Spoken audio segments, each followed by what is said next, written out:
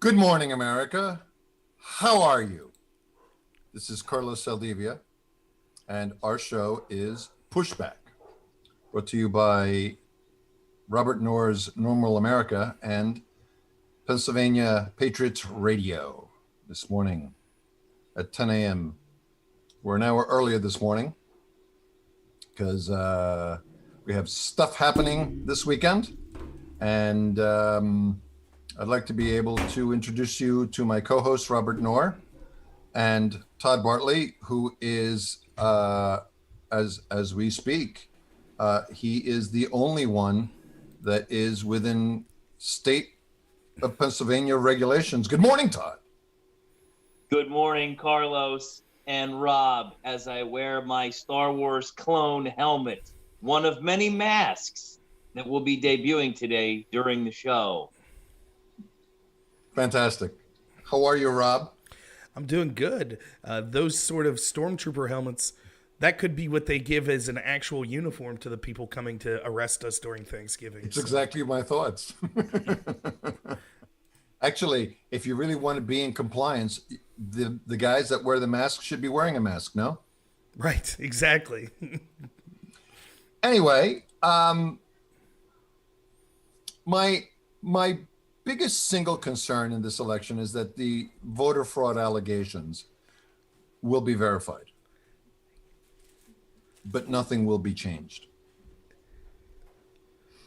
And more importantly, nothing will happen to the people that committed this treason. That's my biggest concern. Let me give you some battlefield awareness with respect to why I feel that way. We are a country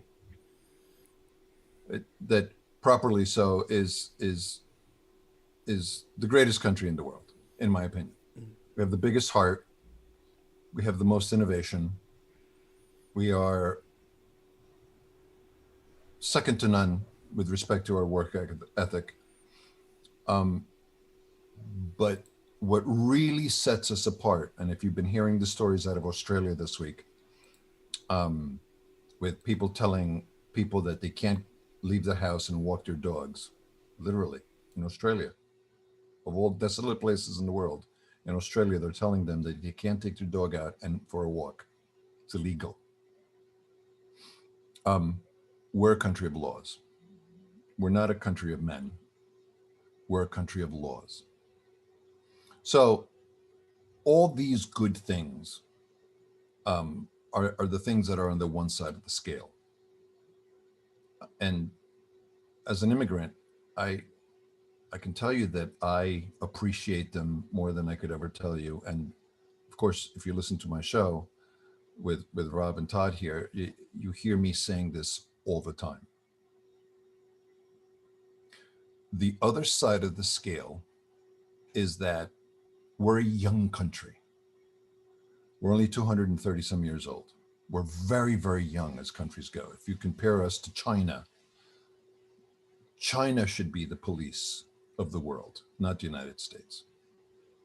I mean, they do have honor and courage in China, don't they? So do we. So why do we have a premium on it? We don't. We're just a country that has a very low self-esteem still. We're very, very young. We're very naive. And one of the things that concerns me about the fact that we're young and naive and rambunctious is the fact that way too many times in my lifetime of 61 years, I have seen crimes committed and things that have happened that needed consequences, and there was no enforcement. No one upheld the one thing that we have in spades over everybody else, and that is the law. No one upheld the Constitution. People like Hillary Clinton and people like Epstein and people, and too many people that are elites have gotten away with murder and never paid. And these people must pay. and China must pay. And when it comes to what the elites are doing, I guess I'm assuming that it's unimaginable, the pressure that's being exerted on social media conglomerates to shut down free speech. Because I think that that's what they've learned in the wholesale way that they've done it to conservative thought to affect the outcome of the election. See, the bad part of them saying that the president was an authoritarian is that they can now, in the future, completely be authoritarians and pay no consequences, because they'll point to Trump and say, see, he didn't. So beyond our faith, beyond our hard work, beyond us winning the information war, I think that the only way that we blow this wide open is from the inside. People have to step up. People who love this country, who might not be conservatives, have to come forward and tell the truth. Because this is the worst thing, potentially, if proven to be true, that's ever happened to our country. And I wish I could say that it's never happened before anywhere on earth, but Venezuela is an example of that not being true. Robert Knorr, how are you today? Doing good. It's depressing times, but at the same time, there's something positive about having your back against the wall, So, I think that there's a lot of work to do. I totally second your sentiment there. Consequences are the only thing that will stop this. And, you see this all the time. You know this. Everybody knows this from their personal life. It's no different with the government. If you have a kid who, you just say, hey, don't do that, but there are never consequences, they're not going to change. The same is true of government. If you have mobs that are burning down cities and you just let them out of jail without charging them, it's not going to change. That's why Portland and Seattle are what they are. It's the same with the malfeasance that we see that occurs with corruption in the intel agencies, in the mainstream media, in these tech companies. There's never consequences. I joked with you, Carlos, I know, right after the election, I said, look forward to Jim Jordan issuing a strongly worded letter to Zuckerberg. He'll wag his finger this time. And that's always the case. We see, just for an example, what you're saying, McCabe came out this week and was like, oh man, mistakes were made in these FISA warrants. I wouldn't have done it if I knew. How many times are we going to hear this? And this is the constant theme. They commit some criminal act, and then 10 years down the road, they say, oh, yeah, that happened, but it was an accident, our bad. Meanwhile, they call us all conspiracy theorists as we called it out as it was occurring. And then when we're still talking about it, it's the same with Hillary Clinton. Oh, you're still talking about Hillary? Well, yeah, because her corruption still, to this day, is manifesting itself in politics. So, yeah, until there's consequences, it'll continue unabated. And let me be quite clear. I think that there is certainly substantial evidence of anomalies in election fraud that occurred election day. But as I've said to both you and Todd, they're setting it up. Their control of information through censoring people on tech companies, having total control through the mainstream media, they're setting it up so they'll never need to switch a vote again. Google and YouTube and Twitter and the media and the entertainment industry and the rest of Silicon Valley and these corporations and academia, they're all in it together. And if they control the flow of information, they'll be able to pick whoever they want to be president or any other position of power for the rest of our lives. And it's troubling to me how inept many of the Republicans in office have been in fighting back. It almost makes you wonder if they really want to when they see kind of what's going on with these tech companies. So, Barack Obama just came out this week and said, you know what the biggest threat to our democracy is, Carlos? Did you hear this? Yeah. He said the internet. Think about that. The greatest threat to our democracy is allowing people to not have to follow the gatekeepers of information, to be able to talk to each other. That's what the hero of the left, Barack Obama, said. So they're obvious with their plans, and there needs to be consequences. You're muted, buddy.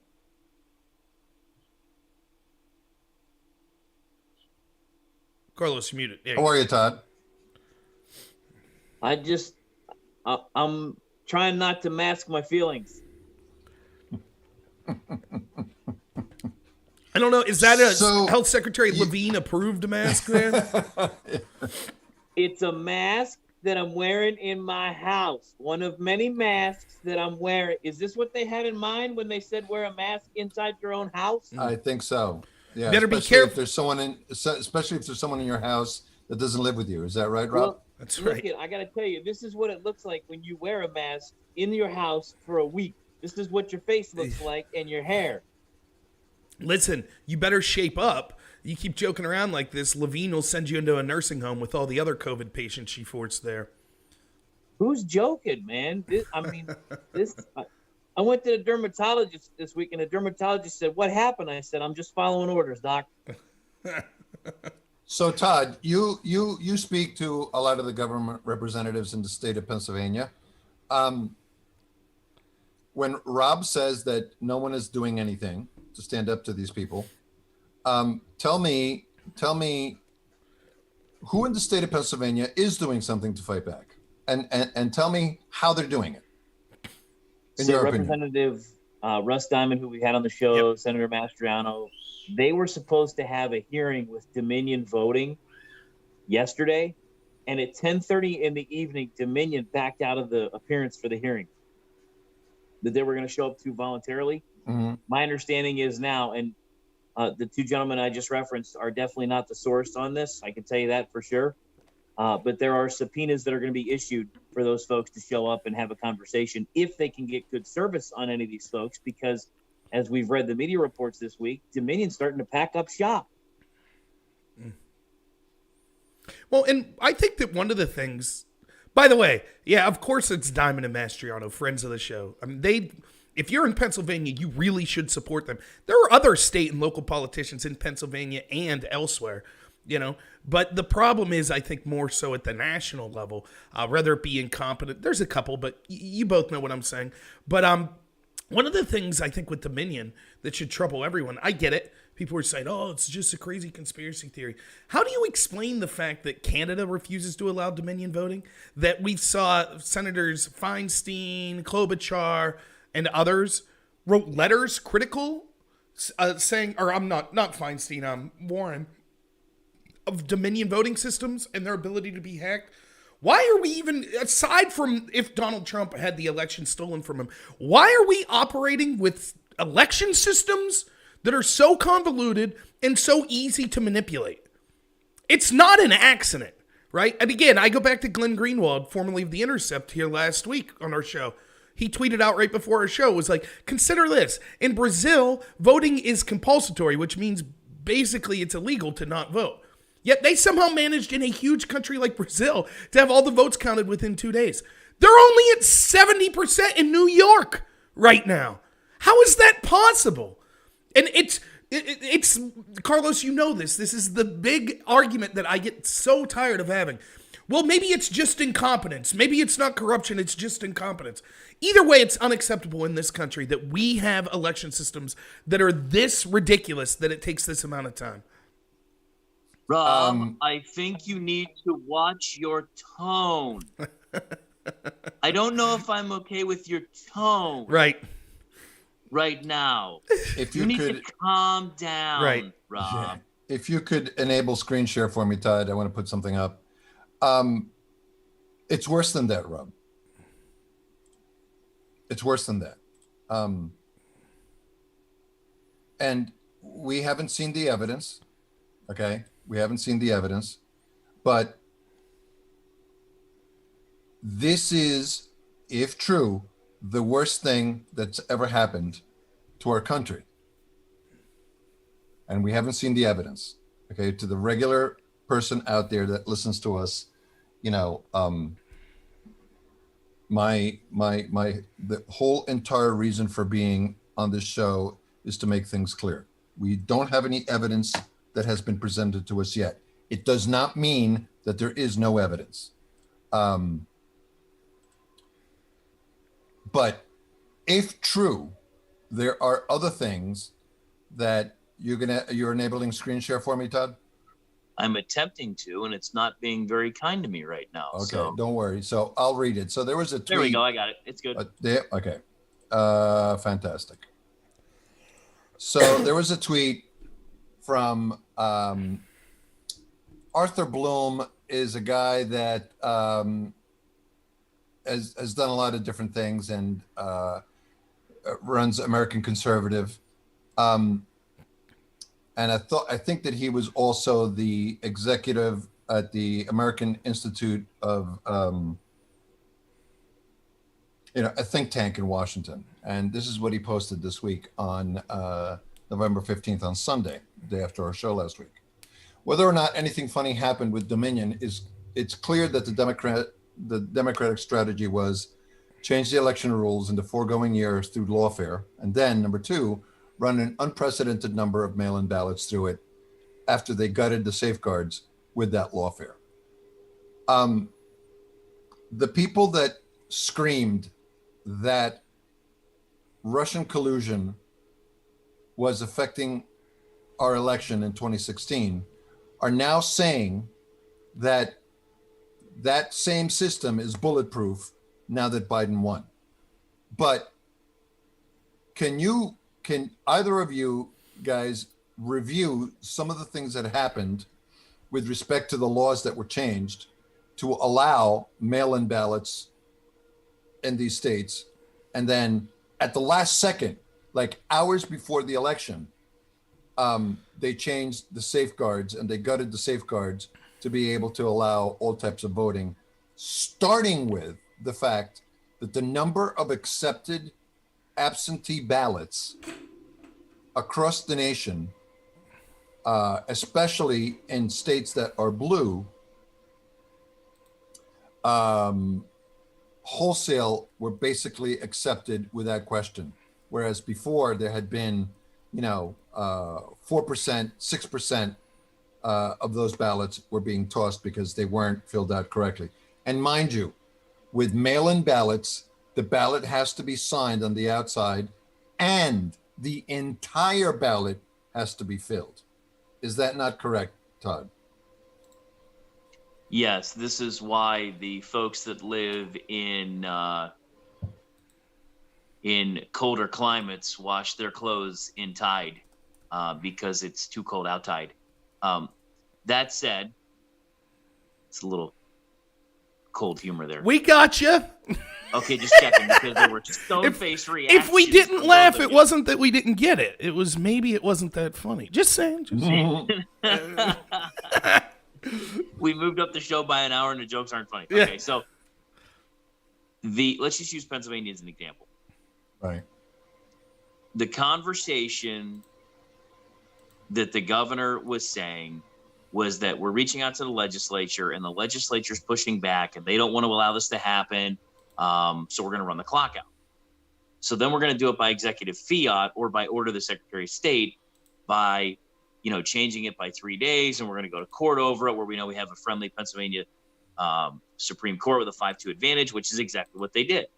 And then at 10:30 on election eve, the same day that we broke the story about COVID tracing letters going out that had no guidance on how to vote if you're in quarantine, right? That same day, 10:30 that night, there was a curing procedure issued by Secretary Bookvar that's now in federal court over the issue. And I asked Secretary Bookvar to her face in the days leading up to the election, Secretary Bookvar, if you have voted in early voting and you've mailed it in and you want to change your vote, can you go back to your election officials in the county and get a provisional and do it that way? Oh, no.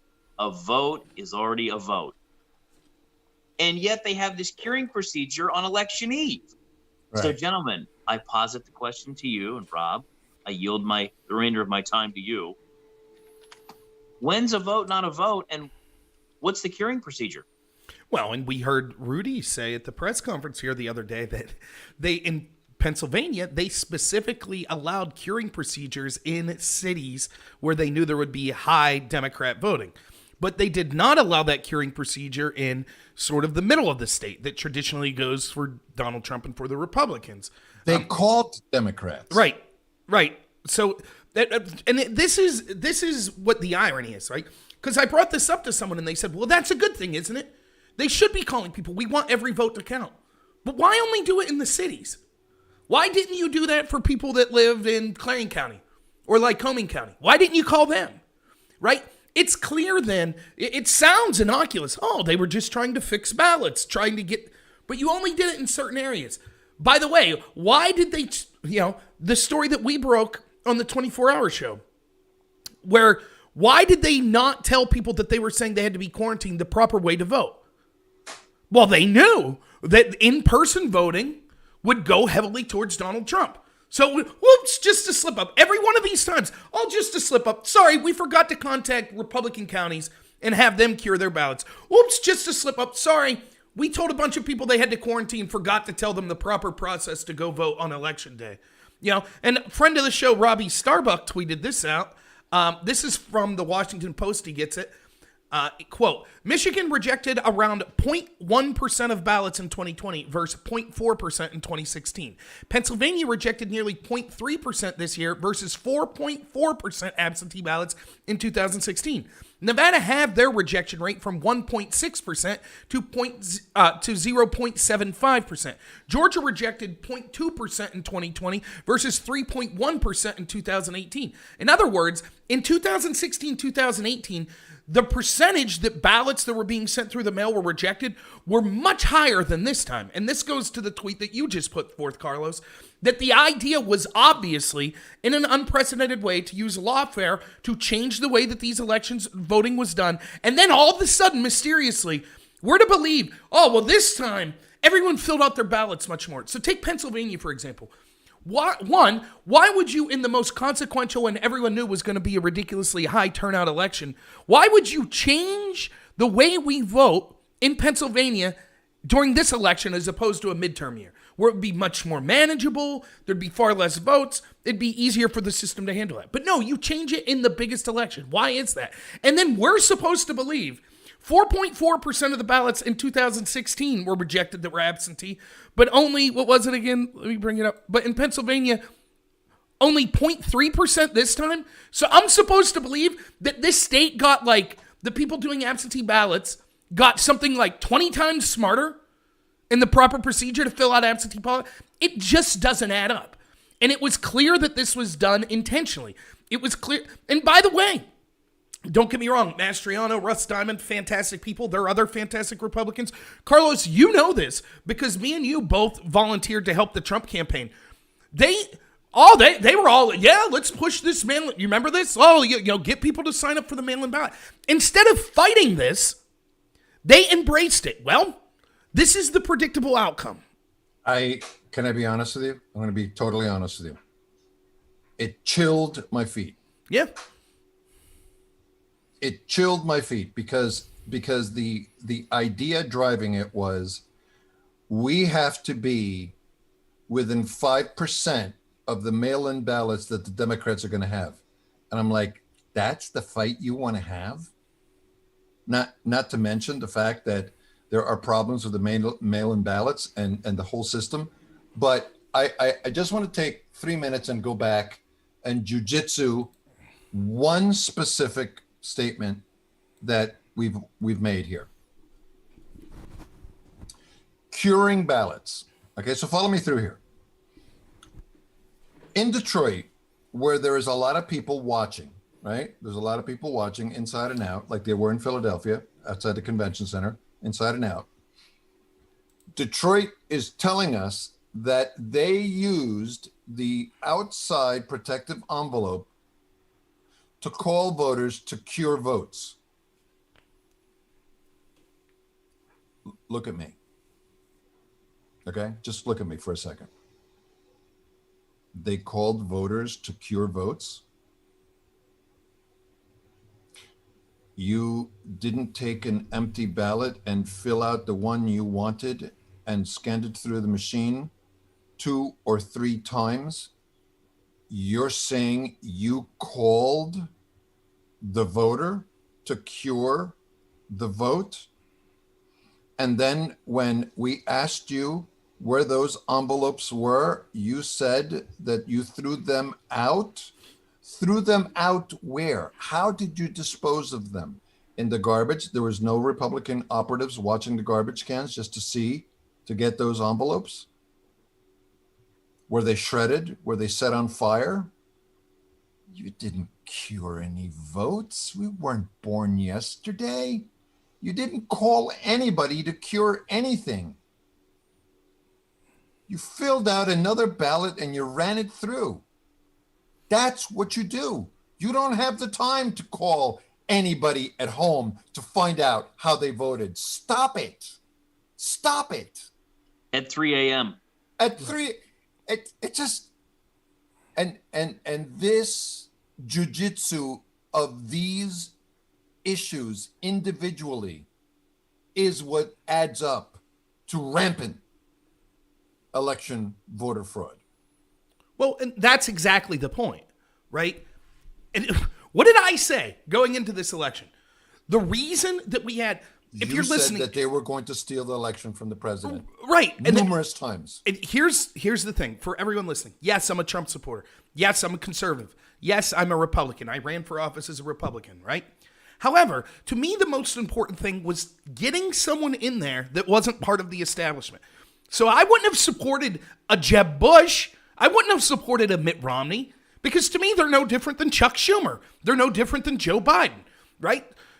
Trump, for whatever you think of him, was a potential outsider. Even if you don't think he actually was an outsider. I think he was, even if you don't think he was. He was a potential outsider.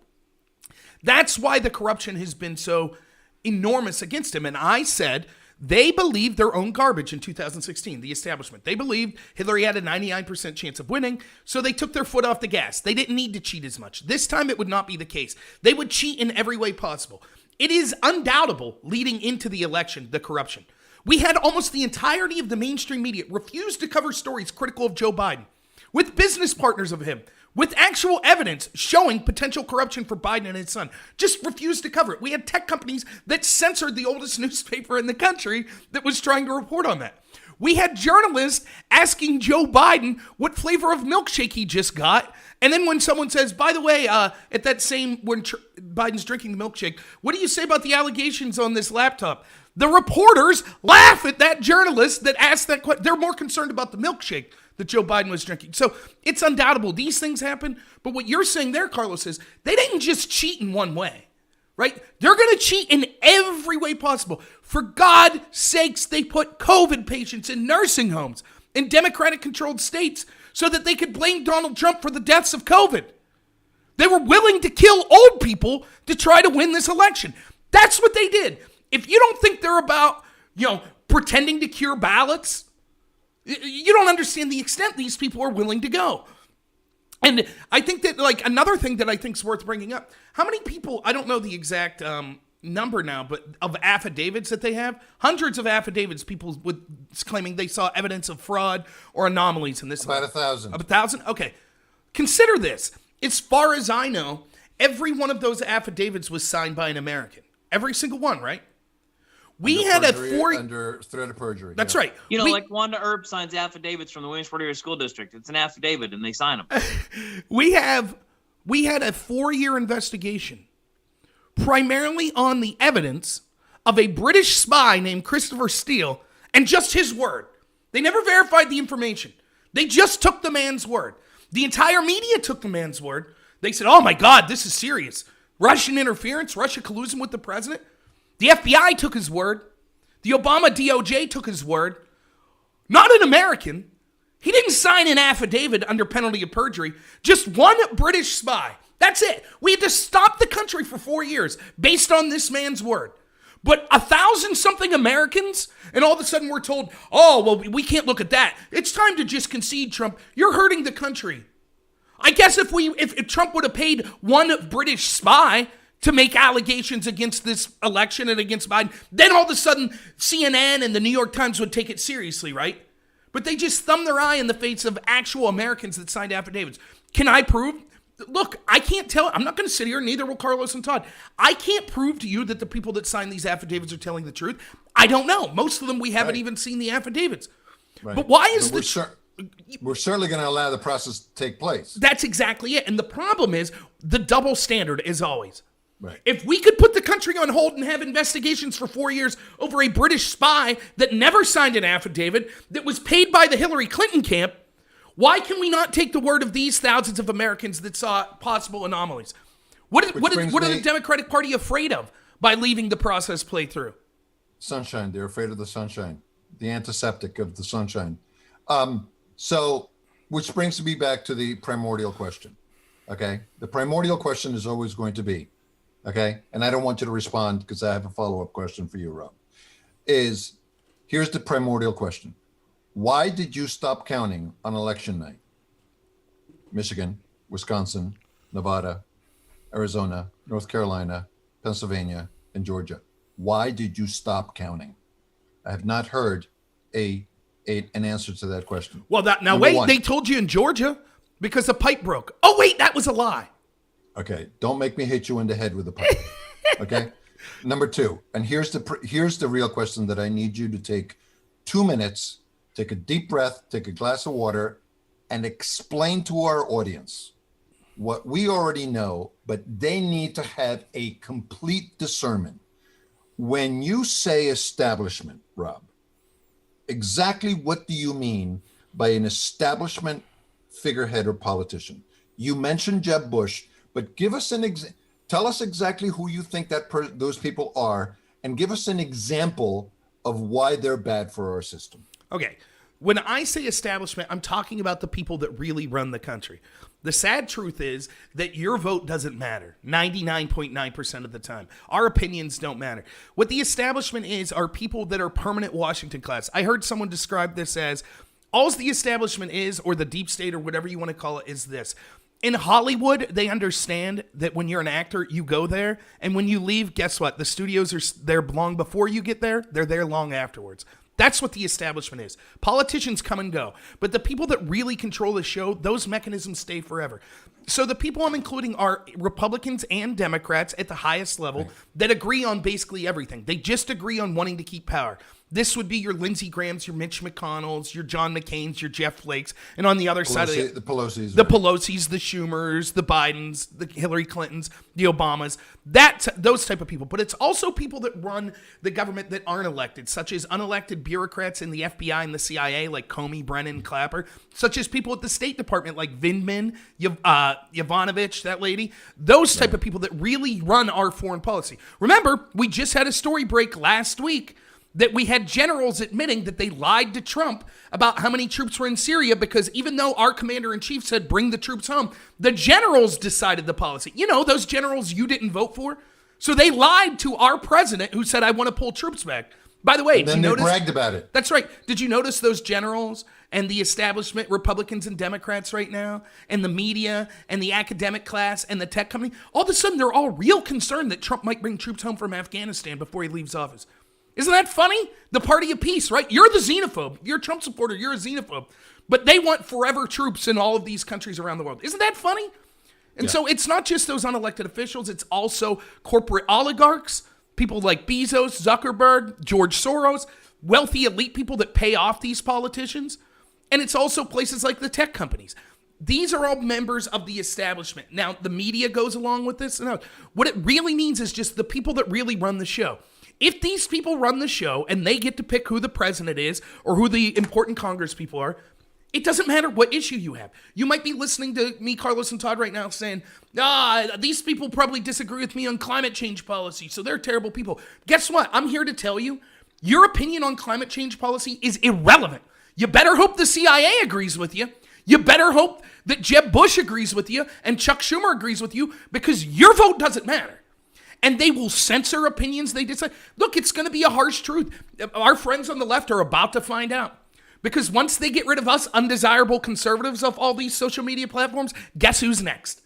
Anyone on the left that says, I don't think Joe Biden's progressive enough, you're out too. Oh, you have a problem with that war Joe Biden got us into? You're out too. And by the time you realize, it's too late. So that's who the establishment is, and their corruption in order to maintain, that's all they care about. They want a globalist system. They want us totally reliant on the government so they have more power. That's all they want. More power and maintaining their power. And that corruption that they use in order to get that power is the only issue that matters, because no other issue could ever be solved as long as those people are allowed to be corrupt to maintain power.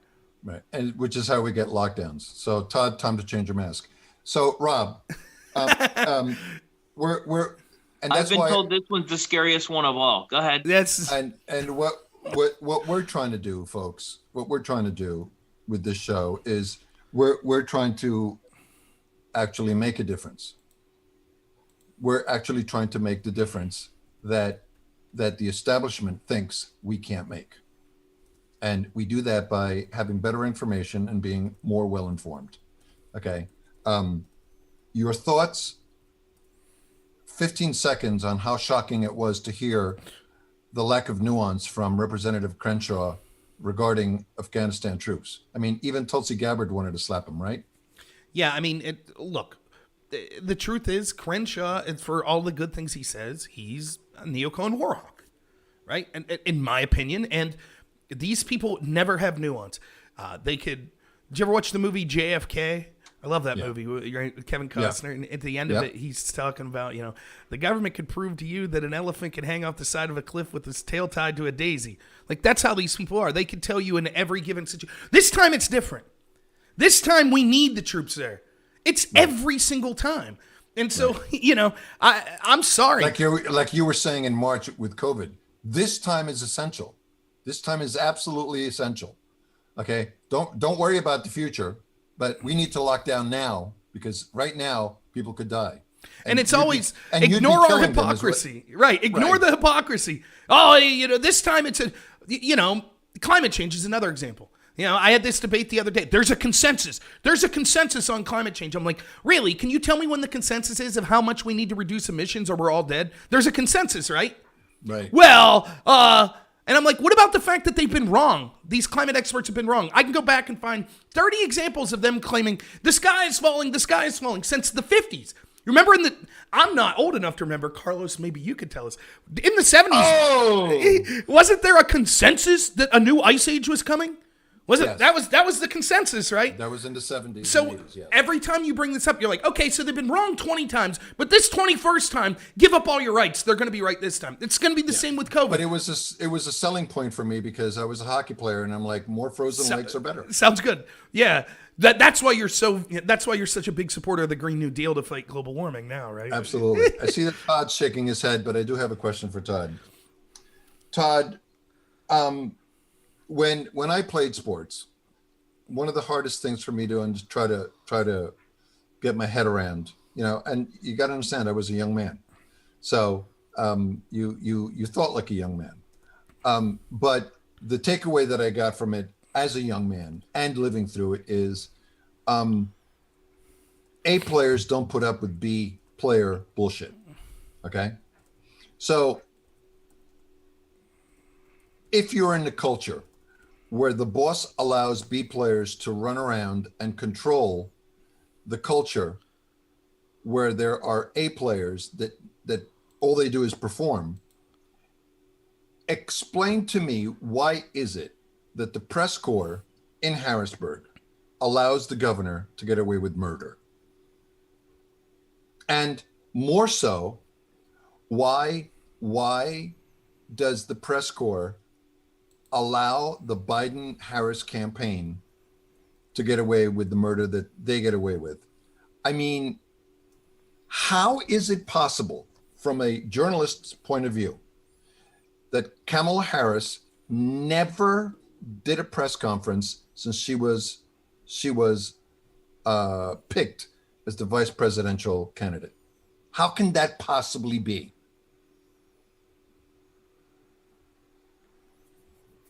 Are you now yielding me my time? Yeah. There's a lot to unpack there. Yeah. Let's start with the press corps in Harrisburg. Okay. Yes, there could be some culpability there on the front of the folks that are in the room, but I must tell you, and I'm not breaking any confidences here. I'll just say in general terms. Speaking Well, to if you're an someone A like- player, I need you to tell us the bad stuff that B players are doing. These are I'm B gonna players. I'm going to tell you. If you give me an opportunity, I'm speaking. Yeah, no, but you're Speaking. qualifying by saying that you're breaking confidentiality, and No, I'm we're not. at the point where we don't care. No, I'm not. What I'm saying to you is, this is the point. There's some decent journalists in Harrisburg. It's the bosses, Carlos, that are telling him, you can't ask that. Why is that guy doing that? You're negatively impacting the bottom line. That's why. That's the B player behind the curtain going, don't ruffle the feathers. But what happens in the conversations with colleagues is they look upon me as, you're the only guy. Well, guess what? Because I'm working without a net. I answer to me. So what do you That's say pretty to freeing, them? to be honest with you. Yeah, no question. So what do you say to them? I mean, What give would us you an like to idea. ask? What if you had a chance, like if you were me, right? What would you ask? And then that's why some of these questions get asked. And No. the conversation is, you're finally asking what we'd like to ask, but we're like hamstrung. On a personal level, do you try to persuade them to just do it anyway? I mean, Absolutely. And then I want. Haven't you showed beyond belief? Listen, I know Rob respects the hell out of you. Okay, I do too. But I think that you've shown beyond a reasonable doubt that even simple questions that are innocent could be landmines for this governor. I mean, any question, just ask any question. Right. Could be a landmine, and they don't do it. They just don't ask at all. And here's the thing, guys, and you've seen this firsthand. You can go back to watch any of those videos, any of the audio you can listen to. I've not one time in those press conferences or in emails or in conversations on the phone or in person, off the records or staff, I've never been Jim Acosta openly disrespectful. Right. No, without question. I mean, And this do you remember the question that you asked for him to say that there was 2 Pennsylvanias? I mean, that came out of nowhere. That must have sent you into the twilight zone. Do you remember what you asked him? It was the question about race relations in the state, and what would you say to folks that want to start a dialogue? Right. And I kind of had an anticipation of an answer he may give. And then he said there's 2 Pennsylvanias. And I thought to myself, well, then, I mean, this is a whole other jumping off point and a press conference in and of itself that we need to sit down and have a conversation about. But you guys have joked, over the last several months about, why do they invite you back into the room? Right. I haven't been back in a couple of weeks. There's a lot of moving parts that are going on that I'll be able to share with everybody on next week's show. And part of that moving part is what it looks like to go back to Harrisburg on a regular basis and have that correspondence and those conversations, with the current administration and the folks that are in leadership. I mean, I'm very humbled with that opportunity to be able to go down there and ask those kind of questions. Some people have called me an advocacy journalist on behalf of the folks of the Commonwealth. It's great that you look upon me that way, but I'm asking the questions that I think need to be asked in real time from the things that the administration is saying. And it's across the spectrum of the administration. I've had conversations with Secretary of Agriculture and the development guys, right, over at SBDC, and the Labor and Industry folks, Secretary Miller over at DHS, Secretary Levine. I mean, we've even talked to the chief counsel for the governor. I mean, you've talked about the governor and Secretary of Health. One of the most chilling questions I was able to ask of the governor, right to his face with his lawyer at his side, was in regard to having his orders challenged in court. And to be able to ask the governor and go, do you plan to go in and get an immediate stay or injunctive relief? And the attorney's looking at the press corps and then staring at me going, wait a minute, he's using legal terms like he knows what the hell he's talking about. And the governor goes, well, I'm not going to give away the legal strategy, but, chief counsel, if you want to come over here. And the chief counsel for the governor and I are having a back and forth in real time. Carlos, to your question about why does Kamala Harris not have a press conference? because there's nobody in the room like me. She's going to get what's your favorite topping on a Sunday question? Put me in the room and I'll begin to ask. If you want to see what Kamala Harris really looks like and how she handles pretty significant, straightforward question, go back and watch the 60 Minutes interview. She laughed and cackled so loudly because she was so unequivocally unprepared for a question that she didn't know what to do other than laugh, to try to gather herself to issue some type of response, which then when she did, she got angry. Well, isn't that the theme? Look at Joe Biden. Someone asked him, one of his constituents asked him about his position on health care. He calls her a lying dog-faced pony soldier. Someone asked him about corruption with his son. He calls them fat and challenges them to a push-up contest. When I told my wife that story, she was like, Rob, what are you reading, The Onion or something? No, that happened. The guy who's favored to be president of the United States called someone fat and challenged him to a push-up contest. And the reason is, Carlos brings up this story here. Someone asked Biden. This is yesterday. Right. Bo Erickson from CBS News. And it says, ask Biden if he'll encourage teachers' unions to cooperate to get kids back to school because the COVID task force says it's safe to be in the classroom. He doesn't answer. Instead, he shouts, why are you the only guy that always shouts out questions? This is who they are. Again, these Democratic politicians have had the media in their back pocket for 50 years. So they've gone entire political careers, 47 years in Washington, without having to answer a difficult question.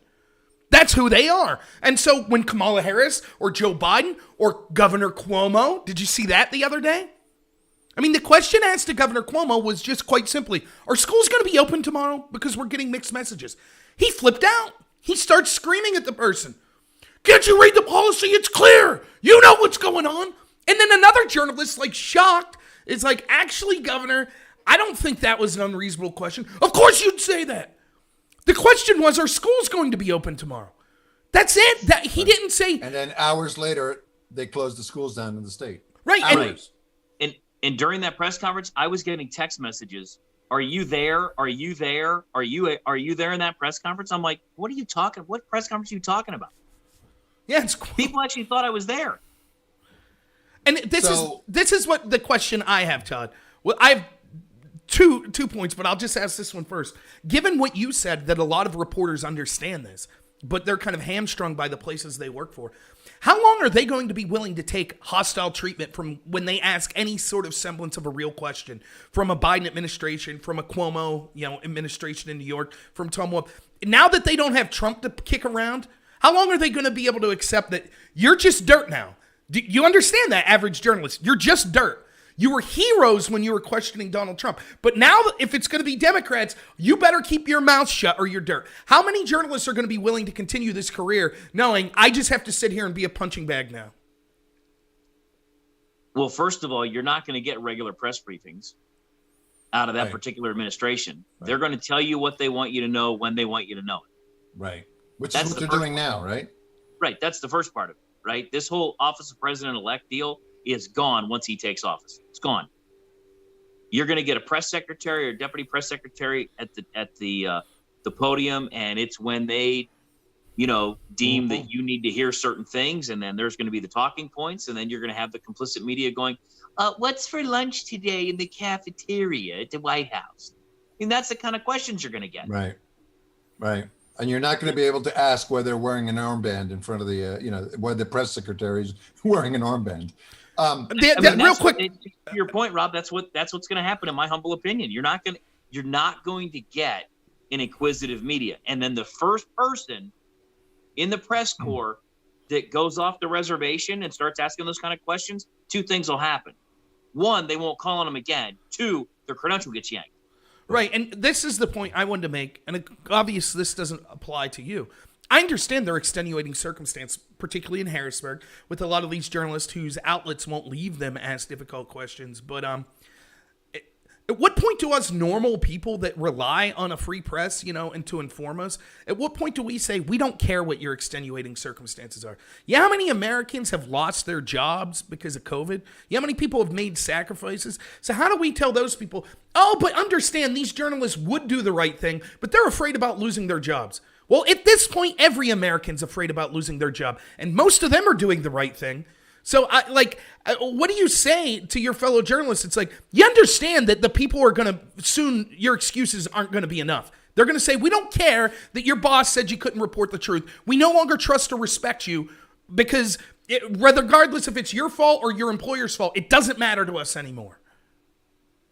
So here's an overarching question that you guys have now brought up. If it is a Biden administration and his COVID guy is talking about a 6-week shutdown to stem the tide of the virus. 6 weeks. You starting when? Immediately. As soon as they sworn in mid-January. You shut it down for 6 weeks in mid-January, this economy's off the cliff. It's done. It's gone. Forever. Gone. So why would they do that? Well, let me ask you once they're in power. Why would they? Because they can. They've been elected. They've been given the mandate. We're going to do whatever we want to do because you allowed us to do that. This is what you voted for. You collapse the middle class, then you make people more reliant on government, and now if you're in charge of government, you have more power. That's why they do it. And if they win Georgia, they're running the table. Right? Because then they control the House and the Senate, right? So your CARES Act package, and now everybody's on the dole. Okay, but to go back to the beginning, why is his COVID expert telling us we have to lock down for 6 weeks in 2021 when all of the COVID experts, Fauci included, 2 weeks to stop the spread? 2 weeks. 2 weeks. Wear a mask. 2 weeks. Dude, the World Health Organization that I had videos yanked off of YouTube for criticizing has came out and said they're against lockdowns. You should only do a lockdown if your hospital capacity is overwhelmed and only for like a week temporarily. But now, when our looks like has a solid shot of being president, Joe Biden, when his team comes out and says, no, we're going to do a 6-week lockdown. They're allowed to say that. No one's censoring them. They're going again. When they say we're going to shut down schools. No, despite every health expert basically in the world saying this is a huge mistake, no one censors them. That becomes the new norm. With Trump, it was you have to trust the experts. With Biden or with Cuomo, apparently it's, well, you are the experts. See how that works? But, I'm just saying real quick, just let your friends in journalism know, Todd, we're tired of it. We don't care what their excuses are. We don't care. They understand the importance and the safeguards that their job, being a member of the free press, entails. They understand the importance of it. And for job security, they have shirked those responsibilities. And I'm sorry, I have no respect for it, regardless of their extenuating circumstances. So in the beginning, when we had to lock it down after the 2 weeks, because, the positivity rate and everything else, and we just don't know. Now we know 6,000 cases a day in Pennsylvania. However, between 0 to 100 deaths, right? That we've already proven on TalkWilliamsport.com, and it's also, by the way, Corner Kiesling's birthday today. Happy birthday, Chuck, president of the Pennsylvania Corner Association. He's proven that those numbers are patently false because of the comorbidities. So if you take north of 200,000 COVID deaths, and the CDC says, well, it's 6% that die from COVID. Want to do the math? Well, hey, at least the flu's not killing people now, right? Yeah, and it ain't 200,000 died from COVID. So before we jump into COVID, and I'll lead you in, I want to make sure that I remind everyone, including you guys, that my question still stands. On election night,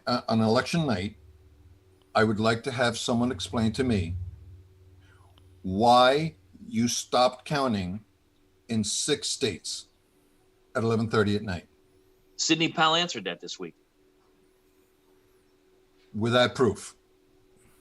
Let me ask you without proof. And I understand it. I'm not knocking her, but I need a question. I need an answer to that question that does not get into the weeds of things that the average person doesn't understand. Carlos. And the average Rob, person doesn't understand why they stopped counting at 11:30 at night. This is why we have an issue in this country. The expectation when you're going to litigation is that everybody needs to know everything before you ever go to court. I got a problem with that. Right. No, of course. Trust me when I we tell all know you, that. We all know that. case, Right. Right. Right. No, you say everybody knows that, but they don't, because everybody's going, well, she's doing it, and even the media is doing it. Right. She's doing it. And she's not telling Tucker. I Right. I know. There's a reason for that. Right. And we're Her trying to only educate people. obligation Right. is to present that case to a judge or a jury, Not to a journalist. Correct. not to the media. So, Because here's what happens. The moment she comes out and says, I have exhibit A through Z, the media is going to shred exhibit A through Z. Right. She doesn't have a case then. And listen, like Giuliani said this in that press conference as well. We live in a world where it's basically sanctioned by the Democratic Party and the media to dox and go after even the children of whistleblowers if they're against the Democratic Party. And Right. and for her to represent Mike Flynn, you don't think the intelligence apparatus knows exactly what the hell she has? Of course she does. And Of they're course they do. monitoring Right. every interaction she has? Yeah. Now, That's let me be. why they're all doing what they're doing, because they are freaking hell out. Exactly Because right. she's about to sink the Titanic in one shot. Exactly right. And And this is the same guy. This is the same guy that's told the whole entire world when he's asking in right to know requests that he already has the goods in his hands when he's asking them. Right. And let And me then be you tell me you don't have it. And Hey, then you genius, tell them they don't I'm have holding it. in my hand. I know. It's just insane. Go ahead, Rob. And let me just be clear. I can't prove that Sidney Powell's accusations are true. I'm willing to say until I am distrusting enough of being lied to that I want to see proof before I make a so I'm operating under the effect that I think Sidney Powell is someone who's a patriot. I think she did tremendous work in the Flynn case. I'm willing to hear her out. But I understand people saying, well, I haven't seen the proof, so I don't know if it exists. I understand both sides of that coin. Right. Of course. So, you know, I get people are furious at Tucker. I still like Tucker. I get people are furious. I think that he did overstep his bounds on this question, but I'm not going to. I agree. I'm not going to throw someone out because of one thing they did. I understand what Tucker's trying to do. He's trying to sound magnanimous. He thinks, oh, the results aren't going to change. I'm positioning myself now later when we see the next Biden scandal to say, hey, I was critical when Sidney Powell said she had this. I said, I want to see the proof. So that gives me more credibility going forward. I think it was a mistake. I get it. Right. Completely. Rob, go back 2 seconds to your Sidney Powell comment about giving her the benefit of the doubt. If people don't know who Sidney Powell is, Sidney Powell took Mike Flynn's case for free. General Flynn. General Flynn for free. Right. You know, General Flynn, who'd been just do a convicted or whatever. 10-second overview of what the case was and Go ahead, what Rob, happened. and then I'll pick up where I was going to go. Go ahead. Yeah, so with General Flynn, he was accused of violating the Logan Act because when he was going to be Secretary of State or National Security, what was it? He was Secretary of State, right? Anyways, he was National Security Advisor. National Security Advisor. When he was incoming in the administration, he talked to a counterpart in Russia. Now, by the way, we see reports that Biden's team's doing this already, as you would expect for a transition team. They should be talking to foreign leaders. But Joe Biden himself, in a meeting with Barack Obama and a bunch of other people, James Comey, brought up, oh, this is a violation of the Logan Act. Flynn's not allowed to talk to foreigners, and so they investigated Flynn. They falsely claimed that he lied. They went after his children, forcing him to plead guilty. They withheld evidence that exonerated him, et cetera, et cetera, et cetera. Every corrupt thing you could imagine a prosecutorial team doing. Michael Flynn's own defense team, his original defense team, was antagonistic towards him, encouraging him to plead guilty towards this. And then Sidney Powell comes in, takes the case for free, and proves all of this corruption that happened to the government. Or from the government and the prosecutorial sides. So that's who she is. Okay, so there's the snapshot of Sidney Powell. Sidney Powell, when she took over this voter fraud case, pledged her entire reputation and honor to say, I've got the goods, and this happened in real time. She said, and I quote, the president of the United States won this election by a landslide with north of 80 million votes. Who said Red Tsunami on this show? Who said that?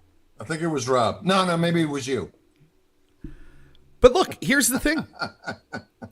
Yeah, but I also said they would steal it. So Put this in perspective. Sidney Powell got a federal judge so boxed in that he can't do what she's asking him to do. Right. And just look at the double standards of the media. So when they had the Giuliani Sidney Powell press conference the other day, a journalist starts shouting questions. Why didn't you sue?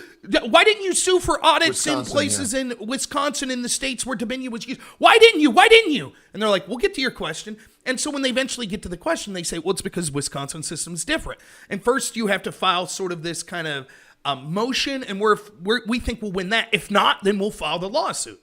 Right? Now, the implication that journalist and all of the journalists, the reason he asked that question is, it looks as if you're intentionally not going a legal route on the cases that you said you would with Dominion voting. So, and there were other cases that were dropped. Giuliani, again, explains that. That wasn't their cases. That was individuals.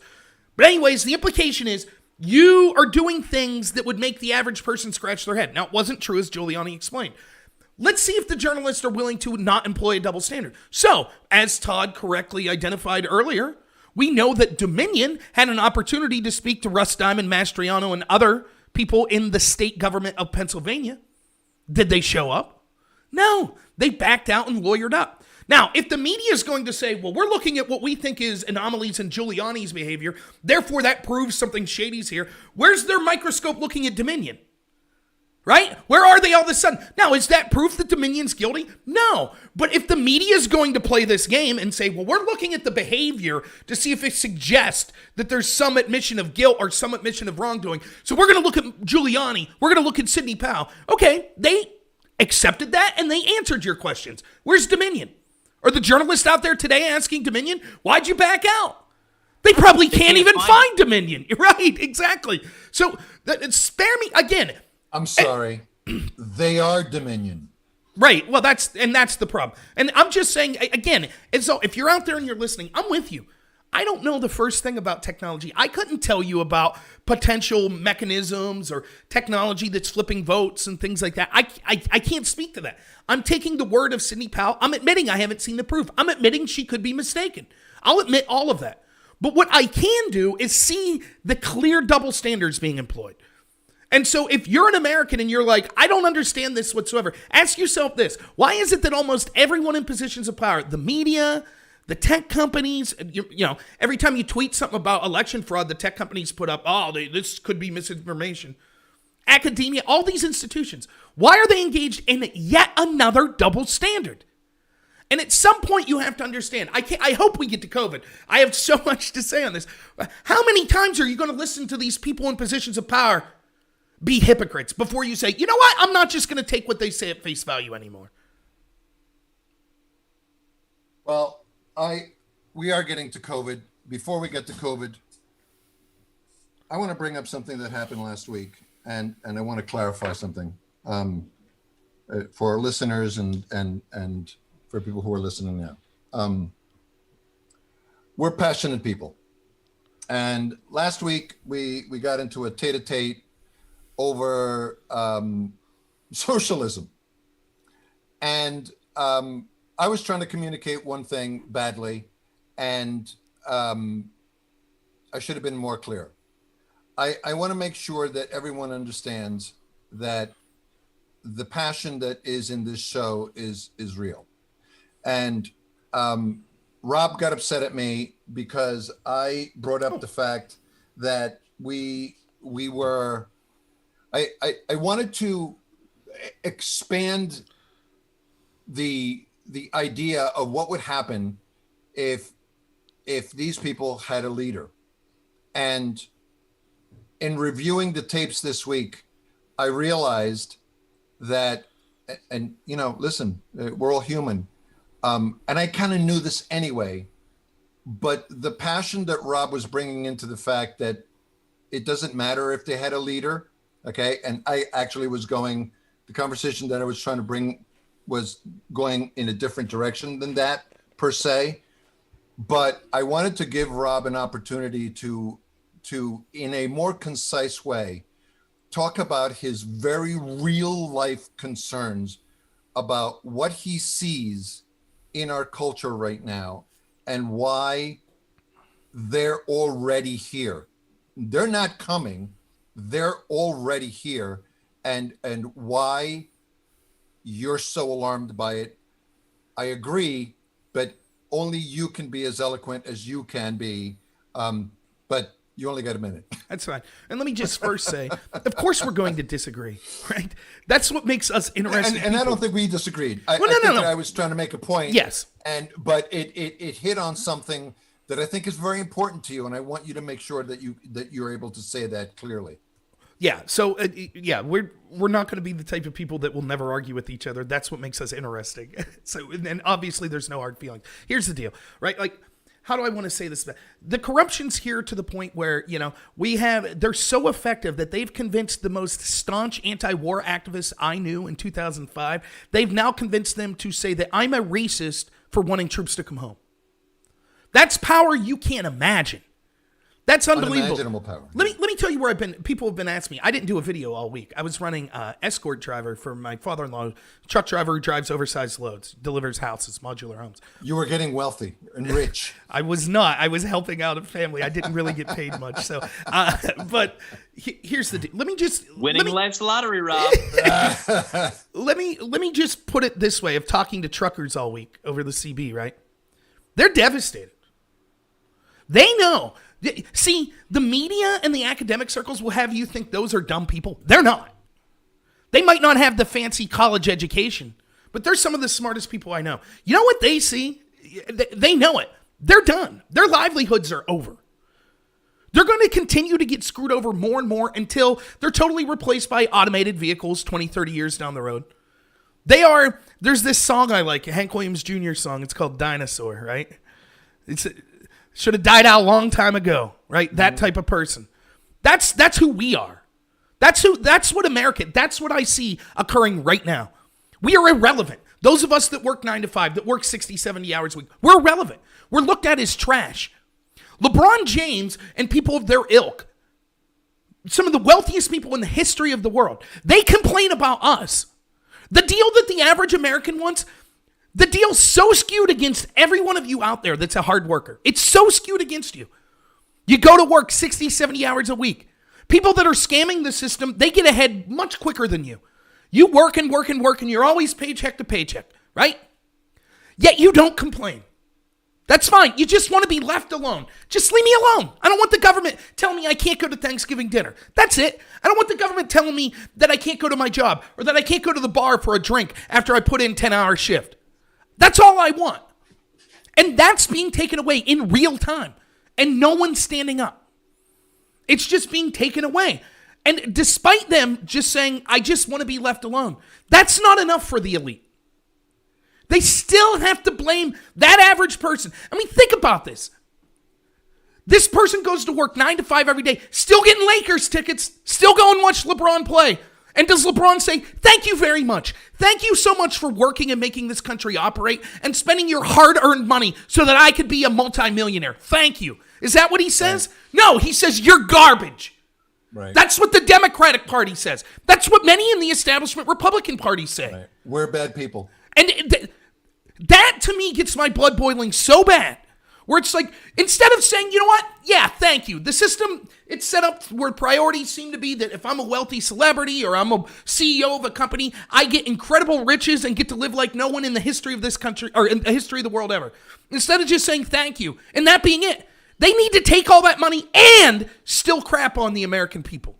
And that's what I see. When I say that they're here, I mean, I could tell you a million ways that they're here. I had people that would call themselves constitutional conservatives leaving my channel in droves in March because I questioned the lockdown. They said, we have to lock down to preserve your freedoms. Think about that. This is straight out of George Orwell's 1984. Right. War is peace. Oh, no. We have to have troops all over the country or else you're a xenophobic racist. Oh, we have to lock down or else you don't like our rights. I mean, it's unbelievable. And when you look, this is why my concern, don't get me wrong, I'll talk about election fraud till I'm blue in the face, right? I will. But my concern has been, and what I'm trying to drive the conversation to is, they won't need fraud next time. They control the flow of information so much. Technology is getting so more advanced. Edward Bernays knew this. It is easy to convince a large group of people of something. It's easy. Carlos, you asked the question the past two shows, right? Why would so many people vote against their own interest in places like Seattle? In these places where we saw these riots, who watched that? Who watched the Joe Biden voters rioting and said, "Yeah, I'm going to vote for that"? That's how powerful the propaganda is. Right. We know it. The Democratic Party. Fantastic point. The Democratic Party is, by any objective standard, the party who's donating to them. Who is it? It's the extremely Wall wealthy. Street. It's the Wall extremely Street. Yet we, in our conscience, we're like, oh, the Democrats, they're the party of the poor. I mean, it's unbelievable. The lockdowns. Again, these truckers, I would love to get one on, Carlos, I would. You know, I'm talking to them. They know all of this crap. They know it more than many of the people I talk to that do politics for a living. Like, for example, the lockdowns, right? Oh, we have to do the lockdowns. Well, the lockdowns hurt the mom and pop store here, and they hurt the restaurants here, and they hurt the bars here, and they hurt the average worker here in Clarion County. You know who it didn't hurt? Amazon, Walmart. Their stock's way up. So in comes Joe Biden, right? Oh, he's going to defend the little guy. Oh, you know, the Bernie supporters love him. Socialism, he's going to help the working class. What's he suggest? What's the first thing his team suggests? 6-week lockdown. You know who's smoking a cigar right now? Bezos. The Waltons at Walmart. They're like, yes, great. Keep it going. Keep the lockdown going until all of our small businesses are out of business. Then we run the show totally. That's what all this is about, consolidating power. So when I get California, it's 25% of all small business that's not ever going to come back, they say. That's right. And by the way, the riots serve the same purpose. You look at the LA riots back in the early 90s, there's still neighborhoods in LA that don't have local shops. Yep. Because the people are just like, we're out. You think Walmart's upset about that? You think Amazon's upset about that?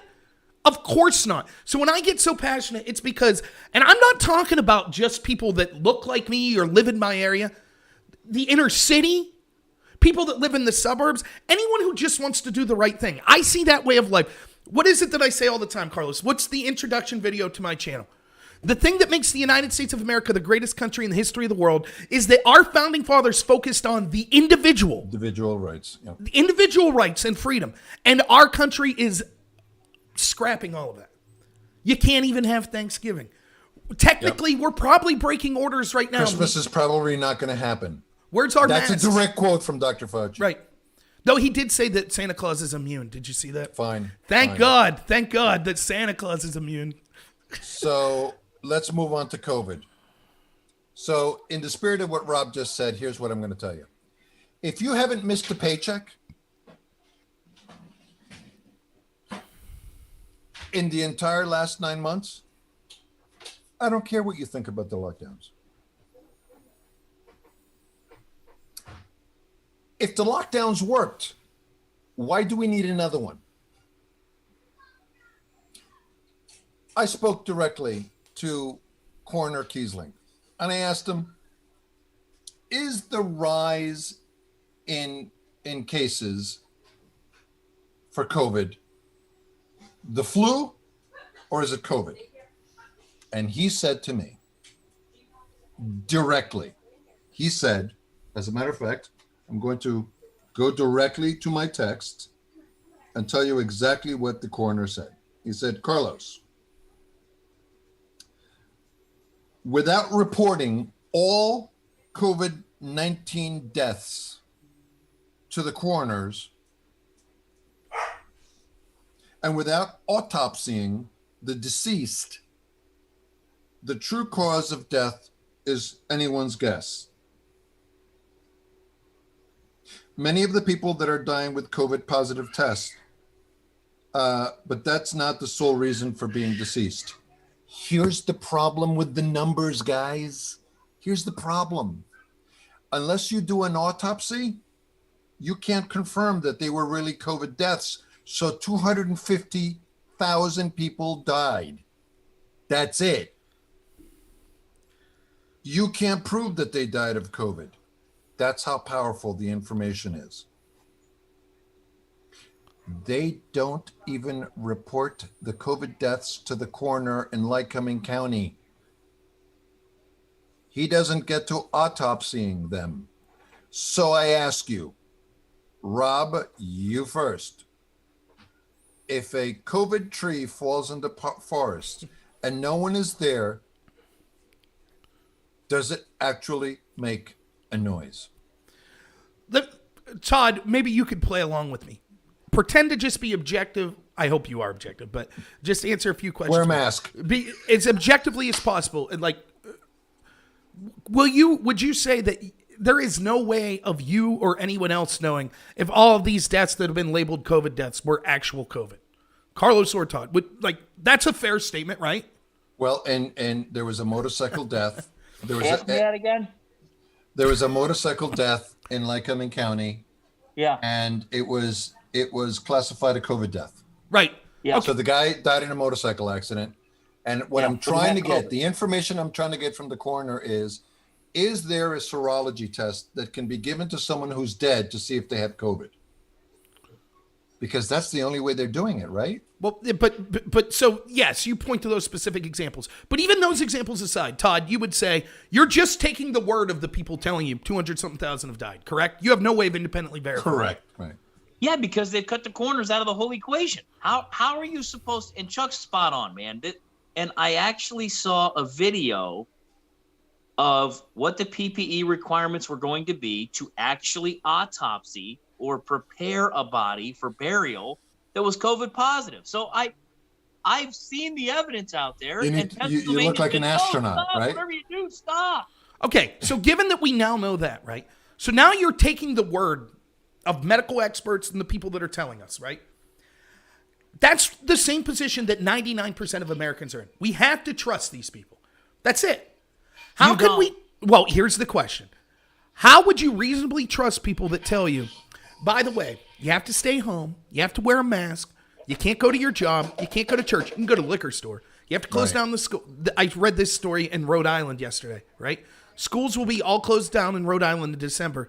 But the same newspaper, the Providence Journal, I believe it was, the story right below that is, local strip club meets with mayor for conditions to be able to stay open. Schools shut down, strip club open. Church shut down, liquor store open. You can't open your restaurant, but you could protest and smash the windows at it, right? I'll allow it. How do we, you're right. How do we then try, and I've said this, I disagree with these experts. By the way, my prediction's been right, that the lockdowns would be a disaster. So I disagreed with them but even aside from that, let's assume I'm wrong. Let's assume the experts are telling the truth. We need people to buy in, correct? People need to trust them. It's that simple. There are not enough police. For example, if Secretary Levine's correct that we all need to wear masks in our house, right? If that's true, and that would be necessary, now I think it's absurd, but if it was true, right? If somehow we had a crystal ball and said, yes, that would defeat COVID, if we all wore masks, even in our own homes, there aren't enough police to force that on people, right? So you need people to buy into it. So how can we trust the people that have told us you need to wear a mask in your house? 200,000 people have died of COVID. When they're also saying things like, but white supremacy is a bigger scourge. So go ahead and 100,000 of you go out and protest. Oh, and or people like Gavin Newsom that says, you can't have Thanksgiving dinner, but I'm going to go out to a really fancy restaurant with a bunch of my friends and sit there without masks and laughing and yucking it up, violating my own orders. Or when our governor, Tom Wolf, tells us that we're cowards if we want to go back to work to feed our families, and then he immediately goes out and violates his own orders to march with Black Lives Matter. How many times are people going to keep trusting that you can't verify it yourself? So you're going to trust the people that are laughing at you, lying right in your face? By the way, you know who was at Gavin Newsom's fancy dinner at the French Laundry? You know who else was there? Medical experts. That's right. The very people telling you you're going to kill everyone. Not one. Two of them. Two. Right. The very people telling you you're going to kill everyone. You remember in the UK early on, when was it, April? They had a person high up in their health office that was telling people, oh, you can't go out, you can't go out. Then they found out he was leaving his house to have sex with a married woman whose husband had COVID. And he said, oh, I'm sorry, my bad. And that was it. I'll resign. But seriously, the lockdowns, it's crucial. If it was crucial, they wouldn't be behaving in this way. And so now you could, if you're on the left, you could all you want say wear a mask. By the way, I wear a mask almost everywhere. That's my personal choice. I do. Primarily because I don't want to hassle the person making $10 an hour working at Walmart that's got to say, sir, you have to put a mask on. It's not fair to them to hassle them. Plus I worked with people with comorbidity, so I tried. But hey, my point is just this, quite simply. If you're out there and you're on the left and you're like, why can't people just wear a mask? Why would people trust these people telling them to wear a mask? Todd, let me ask you this. As a sports journalist, am I incorrect Did Governor Wolf just say that the Pitt Virginia Tech game, the players have to wear masks under their helmets? Yeah, and they said for winter competition, if you're going to practice or compete for high school sports in the winter, you have to wear a mask other than if you're swimming. I mean, the ignorance level of this whole thing is ridiculous. Then he granted the Steelers an exemption to wear masks on the sideline. The Steelers. Someone's going to die. Like, I don't know. Particularly, look, as a fat guy early on with the mask mandate, and I said, are you going to see an influx in cases of people that are having respiratory issues related to wearing a mask? Especially if you're going to have... We haven't really seen that. I mean, as a fat guy who was a lineman myself, I only played in high school and wasn't very good. Like, bigger people, when you're out there, playing, if you have a mask on that's restricting your breathing, you're going to see people... I mean, you see it anyways if you watch college football in the NFL. There are people that, have breathing issues, hyperventilate, particularly in places like, Jacksonville, places that are hotter. I've seen this occur. But what's going to happen when we see people go down and there's zero... I mean, the stupidity of this is amazing. So you mean to tell me if it's that damaging, if it's that deadly, cancel the damn game?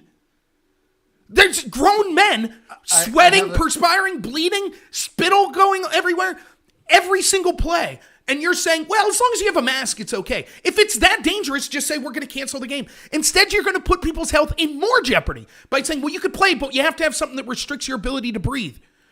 This is nonsense. And everyone can see it.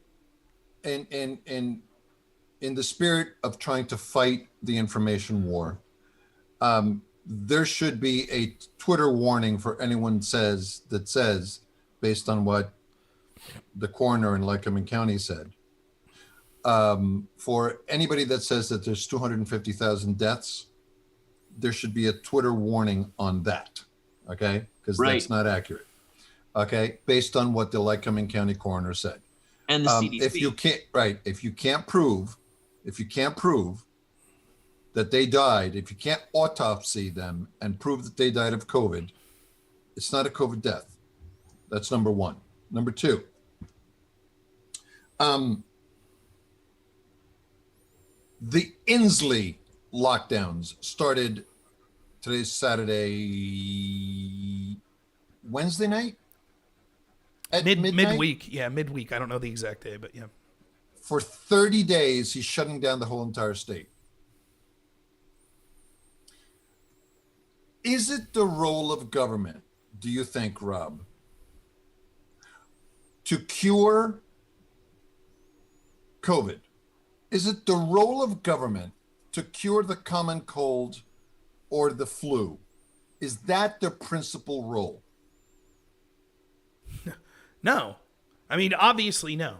This is clearly a power grab, is what it is. I mean, Tucker had on his segment the other night. You remember in California where they arrested a guy for paddleboarding by himself in the middle of the ocean? They arrested him, right? Yet, we see that the governor is violating his own order. Did he get a ticket? Todd, we talked on the show in State College, and I have friends that live in State College. For those of you who don't know, State College is where Penn State, the college, the football team's located. It's here in Pennsylvania. We are. Not winning. Not good. But anyways, they had lists. The local police put basically like an FBI's most wanted list of 40 people, students, that they saw on... I'm not making this up. This sounds like an Onion article. Of students that they saw pictures of on Facebook and other social media accounts that were partying. And so the local police took it upon themselves to say, we're going to put up pictures of these students to shame them and to let them know we're hunting you down to fine you for violating the state college police? Yes. What? And then I forget our guest, but Todd, you know who I'm talking about, the radio host out of State College. He talked about this. Chris Forshee. Yeah. Right? He's been covering this on his radio show. And I literally have Democratic friends that live in State College before we did our show that contacted me about this, was like, look, I was for the lockdown, but this is insane. This is what our police are using their resources on. So they're literally hunting down college students that, do what college students do, go play beer pong and flip cup and things like that. But our governor could violate the orders, no problem. No problem at all. Did he get a fine? Was his name put on a most wanted list? Nope. Perfectly acceptable for the governor to do it. How long are you willing to accept it? And look, this to me, how was I so confident that they would steal the election from Trump? Because I watched even Trump supporters in March say, oh, we have to have a lockdown. And when I saw that, people were like, why did you get so mad? I expect the Democrats to do that. I expect. They want big government. I expected them fully to say, yep, we want lockdowns. But when you saw people on the other side saying, oh, yeah, we need to have these lockdowns unless you want grandma to die, I was like, this is it. This is the end. What did I say a million times, Carlos? I said, we need to operate under a triage system. What's the biggest threat to the country right now? There's three things. COVID, right? I think COVID, I have no idea. I said it could kill 1,000 to 1,000,000 people. I don't know. And every death is tragic, but let's be honest, we will survive as a country. The second thing would be the fallout from the lockdowns, the economic fallout and the deaths that would occur. I predicted they would be much worse than the death toll of COVID. I'm comfortable that my prediction in that was correct. But believe it or not, even with the horrible economic depression, the country will survive. You know what the country won't survive? If the American people are willing to accept anytime the government says, even if they're being total hypocrites, hey, we need to take your rights away right now. You can't have Christmas. You can't have Thanksgiving. We're going to have Thanksgiving. Me, the governor, I'm going to go have a dinner, but you can't. You're going to sit there and take it. If the American people accept that violation of their rights, that's it. That's the end of the experiment. It's only going to get worse. You don't think they're going to do it over climate change? You don't think they're going to do it the next time that it looks like someone they don't like is going to get into office? This is the new normal. We've accepted it. It is now accepted that, what do I say? Another thing I say all the time. What is the goal of these people? A return to feudalism. We are the serfs living outside the castle. They'll eat their cake. They'll have their fancy parties, but we're not allowed. We're not allowed to go out and associate. You understand, there is something psychological about this. Taking away human contact from people, it's not accidental. It's designed to break you down, to make you more dependent on their flow of information. So at the exact same time, they're saying, you can't have Thanksgiving, you can't have Christmas, so how are you going to talk to your family? What are you going to do? Just real quick, how are you going to talk? You're going to talk on the phone and social media, right? Oh, what are they censoring? You think that's an accident? Oh, you can only communicate through this one avenue that we control. Oh, and by the way, you have to follow our rules here or we'll kick you off. That's what occurred. Now, can you pick up the phone and call? Sure, there are mechanisms to get away with that. But they know on average, over millions of people in America, that what they're doing by forcing people to not have human contact is to depress them, to disenfranchise them, to hurt them economically, and to force them to communicate through channels that they could readily control. And that's how you steal a country away from the people of it. So how at 11:29? Please, King Longshanks, may I please call my mother at Thanksgiving, King Longshanks? At 11:29, how does the average person in the United States subvert the police and the media, the enforcement arms of the Democratic Party and the establishment and deep state? How do we subvert those two enforcement arms? Because on their own, a college professor is not going to be able to force me to do anything. Okay? They're just not going to. Well, you got sheriff's departments that are ignoring orders for enforcement on masks. They're just not going to do it. No, but I think that the strategy that we have to start thinking about is how do we subvert police officers that are standing in Jewish neighborhoods with binoculars looking to see if people are congregating? Umbrellas, lead pipes, water cannons. What do we do to subvert the police, the activist socialist police, and the entirety of the mainstream media? What do we do? One, like open question. Right. So one, things like we're doing now, you have to spread this information far and wide. And trust me, the average American that's not really paying attention, that's tired of politics, as I learned this week talking to a bunch of truck drivers, they know. They're willing to listen, right? Second, like you could see the power of, I understand, I like Donald Trump. I think Trump's been the best president in my lifetime. Maybe top three. But he's made mistakes. I think that he surrounded himself with bad people. is mortal. Right. We could spend a whole 2 hours talking about that. But I only bring it up to say this. I support him. I still support him fighting this fraud with the election. I do. However, understand the movement's about more than just Donald Trump. So when we could get hundreds of thousands of people to show up to protest what they see as election fraud, imagine if they showed up in the Jewish community in New York. If 300,000 people stood up and said, hey, you know what? You go ahead. You go. You go to the synagogue today. You go ahead. You have your celebration. Us 200,000 people, we're going to make sure that happens. Go for it. You have to use violence. There is strength in numbers, right? The institutions can control. It's like we're like basically living in a metaphorical prison, right? How is it that prisons are able, with so few guards, to control a much larger population? Well, it's because they have a monopoly on the force, but they keep people separated. That's how they do it. So if enough people, like my town or my county here in Clarion County, if every business owner would just come out and say, yeah, we're not going to do this. Sorry. We're going to operate as normal. If Governor Wolf could violate the orders, so can we. Now, if one business does that, they're going to get fined. But if every business does it, what are they going to do? Fine the entire county? Fine every business? Is that what they're going to do? And so that's what it's going to take. It's not just county to county. It's we need to come together as a state and as a country. I don't know what else to, like, it's a long uphill battle. Look, and then the longer fight that's going to be going on for decades is we have to get back in culture. Politics is downstream of culture. We have allowed these people to control academia. We've allowed them to control the entertainment industry. We've allowed them to control the narrative. And until we get back into that realm, this stuff will happen over and over again. And so why isn't someone like the Chamber of Commerce coming out with this? Or is the Chamber of Commerce part of the establishment too? Why is the Chamber of Commerce saying to small business in America, operate as you would, as you see fit, and ignore every fine? Go ahead, Todd. Because if they do that, Carlos, and the business gets fined, the business could litigate against the Chamber of Commerce for telling them to remain open and gathering a fine. That's why they won't.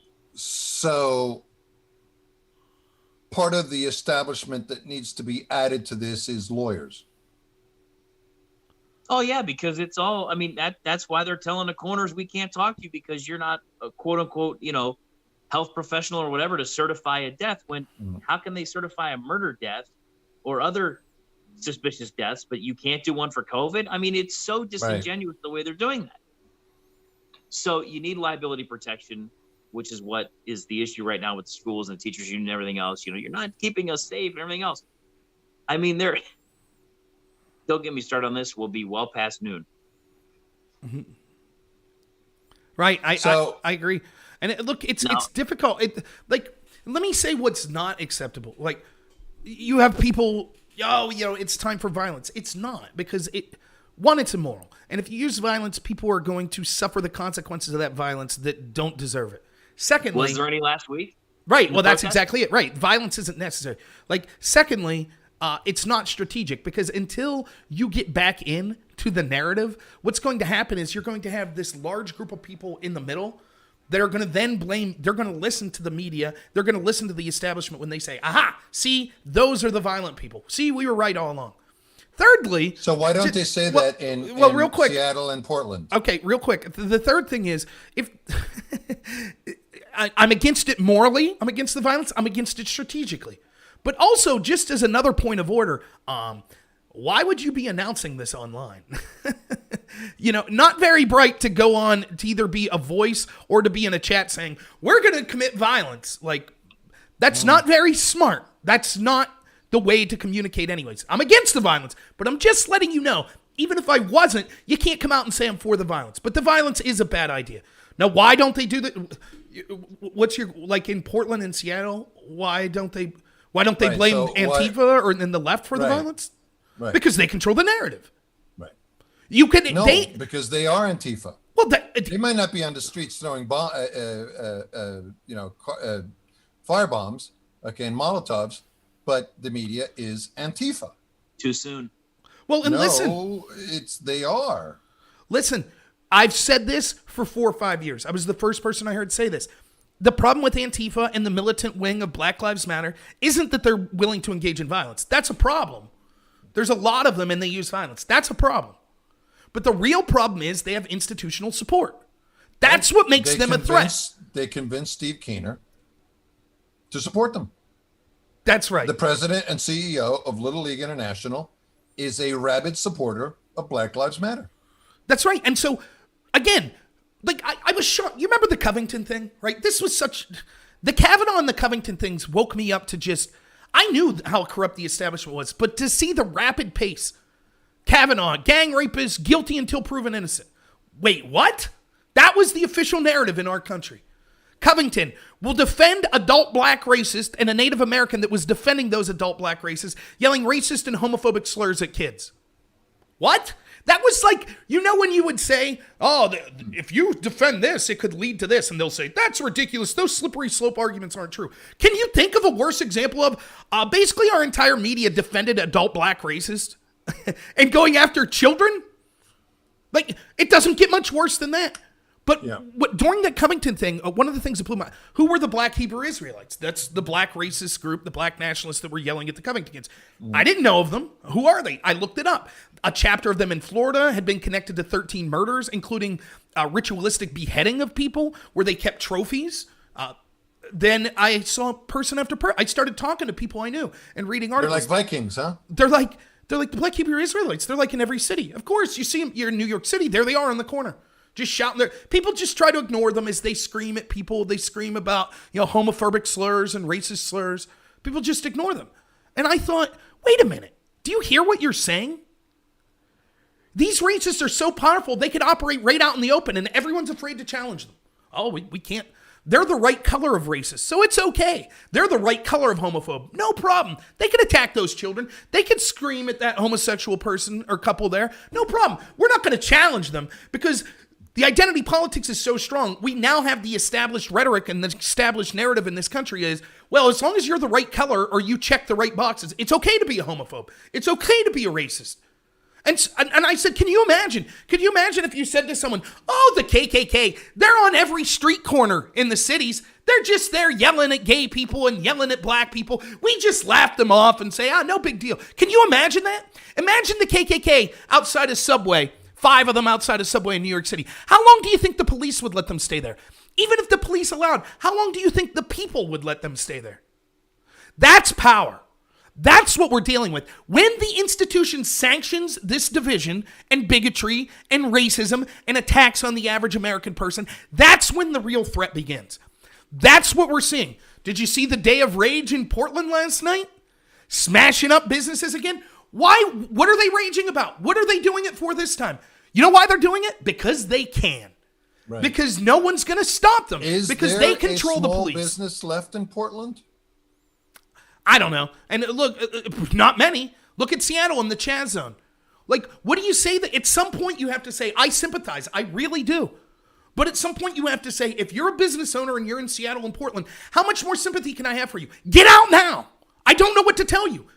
You either voted for this or your community voted for it. So get out. I don't know what to do. If you're an entrepreneur, I would love to have you in District 15 here in Pennsylvania. Come here and open up a business, Here's my question. You're not from Portland. And you don't live in Portland. So I don't think that you would act like people in Portland because you live in Clarion County. And if you lived in Clarion County, Rob, and they did that to you, you would leave Clarion County? You would fight, right? So the question is, why aren't they fighting? Why aren't these people fighting back? I wouldn't fight. I would leave. That's what I would do. And I'll tell you. And it's not because I'm a coward. I would leave because I would watch the... You have a wife and... I know. Look what happened to the McCloskeys. That's what would happen. So I'll say, now I'm going to defend my business, and I would have an arm, as I'm lawfully allowed to do, based on our Bill of Rights and the Second Amendments. I would arm myself and say, you're not going to break down my business. I would either be murdered or my wife would be murdered, or I would be arrested. That's what would happen. We haven't seen any stories like that. The McCloskeys. I'm not... No, they didn't kill anybody. Well, no. That's because they armed themselves. No. What I'm trying to say to you is that there hasn't been any stories that I've seen of businesses that have killed people defending their businesses. Oh, no. I'm not saying that. Right. You're absolutely correct. And until that happens, we're not going to really see what the consequence of that is. Well, it'll be worse. Okay. They'll get charged with. We saw with Rittenhouse what happened. I don't know. I don't know if that happens on a mass scale. What would happen? I'd be interested in seeing that. Well, I mean, and it depends on the area of the country. I'm if you're not in saying Florida that with Governor DeSantis, I'm not saying that we should kill people. I'm saying that everyone should defend themselves. Right. And stand on their own 2 feet. Right. What I'm saying is this, though. Like, we see, it depends. In a place like Portland and Seattle, there is no doubt in my mind that if one of these business owners said, you're not going to burn down my business, you're not going to vandalize it, and they armed themselves and were forced to fire back, they would be charged with first-degree murder. No doubt in my mind. Because you know that'd be the case. Now, in a place like Florida with Governor DeSantis, probably not. You'd probably have the right to protect yourself. But that's why, what are you going to do? Like, if you live in Portland, you're like, well, I'm going to stick it out here. Like, the entire institution's against you. I don't know what to say. It has gotten so bad there that in Portland, right? Years and years and years of neglect. What's his name? Wheeler, the mayor. Wheeler, yeah, Wheeler. So you'd say, how could it be this bad? It got this bad here. Like Antifa just running the streets, stopping cars at a whim, smashing. Would we have 90-something days in a row of rioting in Portland? Wheeler's surely going to lose his election, right? Who's coming up to challenge him? A self-avowed member of Antifa. An even more radical leftist. If that's what the people of Portland are going to decide, how are you, one business owner, going to stay there and make a go of it? So just get out. Go to a place that will respect you. Guess what? This country loves business owners. This country loves entrepreneurs and hard workers. Come to Clarion County. Come to Lycoming County. We'll find a place for you. You know, but at some point, you just have to say, let them burn. Let let the Chaz zone operate. Go ahead. That's what you want. Here's some of the things I'm advocating for. Let's have, if you're a trucker or you're a police officer or you're a farmer, you're one of the deplorables, you're racist, you're a 10-tooth rube, as the Lincoln Project puts it, right? You're one of these horrible people. Just tell those in these left-wing cities, you're right, we're terrible people. And you don't want food from racist people. You don't want goods that are being trucked in by racist truck drivers, right? So we're just going to stop coming to those areas. Good luck. You guys will be all right. Have at it. You're so much better than us. You're in your ivory tower. We're all stupid. You're so smart. Good luck. You'll find a way to feed everyone in Portland. You'll find a way to clothe everyone. You'll find a way to get all these textile goods, right? You're smarter than us. That's coming, though, isn't it? Oh, I hope so. That's the only chance. Look, if you're a trucker out there and you're listening, you are aware that your job will be obsolete in 30 years. Right. And if you feel that you have no voice now, you have no voice now, and you're necessary to the operation of the country. What happens when you're no longer necessary? You think your voice is going to increase? So they're already talking about, Carlos, you would not believe how much truck drivers know about the Green New Deal and what the consequences are going to be for their livelihood. As fuel prices... All they do is have time to sit and drive and talk amongst themselves, digesting it. Well, you know, the Green New Deal is going to, and I quote from the resolution that passed, retrofit every building in this country for a bunch of things, including comfort, right? So part of the Green New Deal is, oh, you don't have air conditioning in your house? Don't worry. We'll find a way to have renewable energy to have an air conditioner run in your house. We'll do it because the resolution says retrofit every building for comfort. How are they going to retrofit every truck that we have in this country that runs off diesel? What are they going to do? What's that process going to look like? My father-in-law's got a truck. I think it's a 94. You going to buy him a new truck too? You going to buy every truck driver a new truck to make sure that these goods are being shipped? So my advice is, if you're a truck driver, if you're a farmer, just say, we're not going to do this anymore. You're right. We're horrible people. Good luck. We're not going into these cities. We're not going to go into these places. What's the carbon footprint to operate an electric 18-wheeler? I couldn't tell you. Mm-hmm. Okay. Come back to me when you do. Moving on. One of the things that that Mr. Joe Biden said this week was that he's thinking about canceling all college debt. What could possibly go wrong when the government steps in and starts canceling private contracts, Rob? What- Specifically from that point of view, what could possibly go wrong when the government steps in and starts canceling private contracts? Is he going to cancel it, forgive it, or pay it off? It doesn't matter. Whatever. You take your choice. You decide. What? Well, if he pays it off, that's a government bailout of the secondary loan, the Okay. education loan market. And if he cancels it and he forgives it, what is that? That's a It's- gazillion-dollar loss to those lending companies Is it? who will Good. then come back to the government for a bailout. Are you okay with the government getting in between private contracts? Rob, No, I'm asking you, Todd. that's not their job. Good. That's what I want to hear. Rob? So we're talking about student loans. Sorry, I was typing there. Yeah.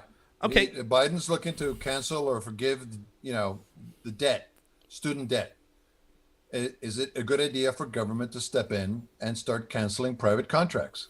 First off, we're already behind the 8 ball. Was it a good idea for the government to guarantee private contracts? That's what they did. Right. That's why the Right. cost of tuition's gone through the roof, because if you look at the average cost of inflation, why has college tuition gone up exponentially while inflation's been kind of a straight line? Well, Because it's free money. That's right. Because the school said, so wait a minute. Here's the deal. So the government is now guaranteeing that we're going to get paid money from basically anyone we accept into our institutions. Well, we're going to jack up the price then. By the way, you don't think that's exactly what would happen under Bernie Sanders' free college for all plan? You don't think these colleges are going to we'll jack up the price? Here's a solution. You want a solution? Here And we in go. Pennsylvania, getting state funding too. Go ahead. Right. Okay. So why is it that every time we hear from these leftists that want massive interference into the free market, why is it that they start off talking about bad people, right? You remember Michael Moore did a movie called Sicko. Everyone remember this? And it was about how terrible the health insurance industry is and how heartless and callous and things like that, right? Which a lot of that's true. Okay. So these are heartless, callous people. So Barack Obama and the Democrats are going to step in and do something. So here's what they do. They go, these insurance companies are heartless and callous. Therefore, we need a plan. We'll call it Obamacare. And in this plan, what we'll do is force you to buy a product from these heartless, callous insurance companies. Right. Wait, what? So the insurance companies are like, oh my God, they're going to crack down. Oh, wait, what? Wait, they're forcing everyone to buy our product? Oh, okay, that sounds great.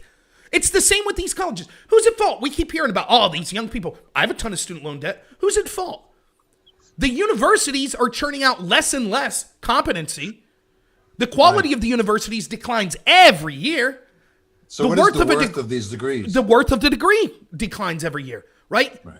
They're scamming kids. They're charging them ridiculous costs, making ridiculous promises to them, and then not even fulfilling the beginnings of that arrangement of actually providing an education. So my point is this. How about this? How about this? We just tell those schools, yeah, you're not getting your money. End of story. How about that? Right?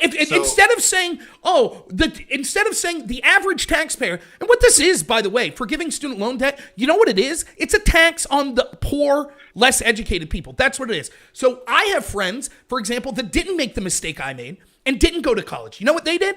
They went to a trade school or they just started working. Now, many of them own their homes outright. They don't have ridiculous amounts of debt like I do.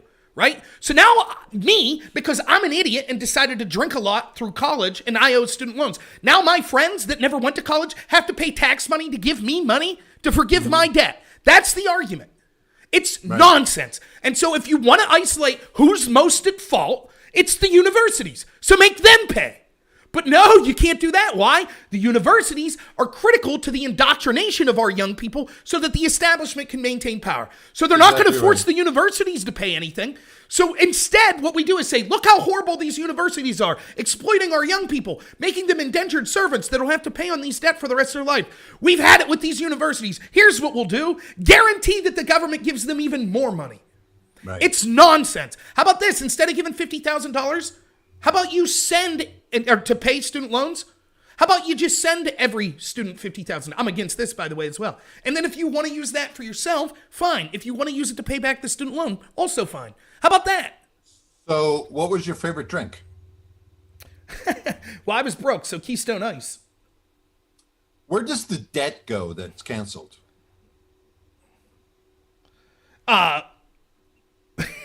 It's not canceled. It's paid by the American government. So the person that pays it at the end of the day is the taxpayer. That's who will pay it. Oh. So again, this is, let me explain Obamacare in a nutshell. So you're not really canceling the debt. You're just moving it.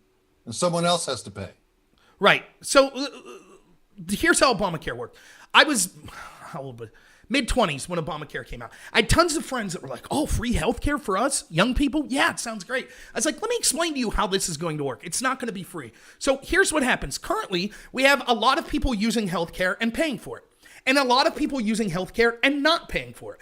And because the people that are using it and not paying for it, the people that are using it and paying for it are paying more, right? So you go to the hospital and normally your bill would be $1,000, but because some other guy went and got the same procedure as you and didn't pay, now you have to pay $2,000. That's basically what was happening. So the agreement that they came up with is, well, we don't want to force the people that are using the product and not paying to pay, so we need a third group to pay. Who's the third group? People not using the service that will now pay. And overwhelmingly, do you know who those people are? People that don't go to the hospital? You know who they are? Young people. That's who's going to pay for Obamacare. So all my friends that were saying, oh, this is a great deal for me. I'm 23. This is a fantastic deal. You know what they were telling me 2 years later? I still can't afford health insurance, and now I have to pay a tax. Yep, that's what you voted for. It's the exact same with this free college tuition or with the paying off the student loan debt. The exact same thing. What's going to happen is a bunch of people that don't use the university are now going to be forced to pay for kids to go to the university. That's what's going to happen. And you know who it's going to be? Young people that didn't go to college. Those are the people that the burden is going to be placed on.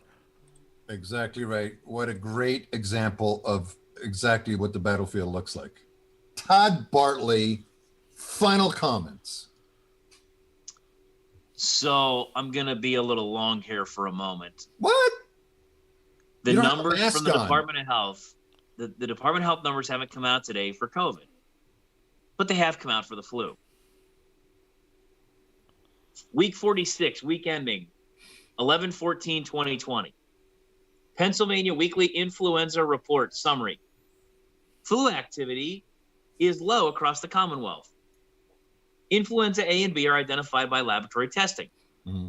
A total of 402 lab-confirmed influenza cases have been reported season to date. Confirmed reports were received from 32 of 67 counties. This is the flu now. Right. Do you have last year's numbers at this time? Oh, just give me 10 seconds, will you please? I knew you would, buddy. A total of 10 influenza-associated hospitalizations and 1 death have been reported in PA during the current flu season. My God. 1 death. Now, the surveillance has been tracked since Was that autopsy? Since 9/27 to 11/14. They're tracking it. Okay. Then they provide a table. All 67 counties are listed. Influenza type A, B, U, and a total. Guess what the table says from a number standpoint? Nothing, because it's blank. It's blank. Because there are 402 cases in 32 counties of the flu. It's a joke. What's the year to date from last year? Looking it up as we speak. What? And as I do that, a scandal. What an absolute scandal. okay, 402 tests.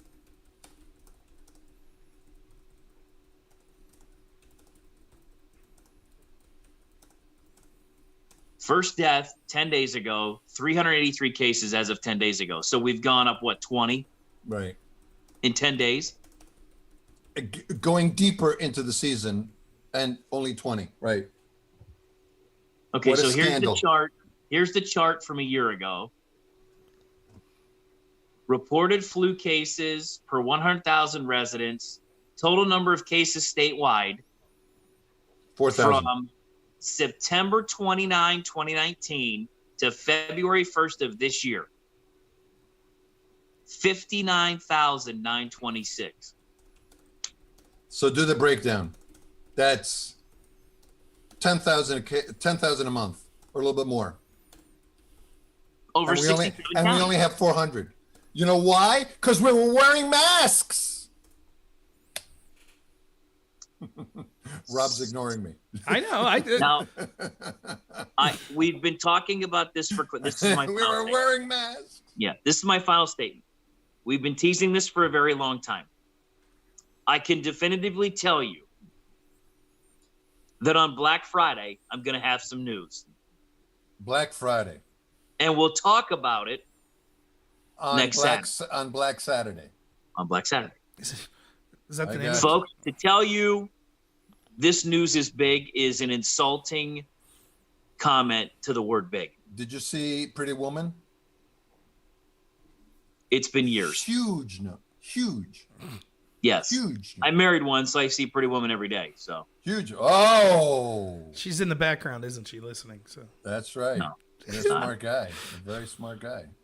The great clarion call from Clarion County.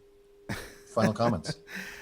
yeah, so I just want to say real quick again, maybe just from watching the chat, maybe if I understand calls for like revolution, I understand appeals to what our great founding fathers did, right?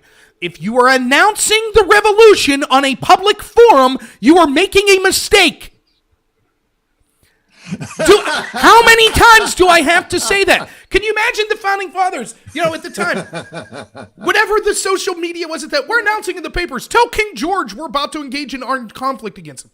Now again, I'm against the violence.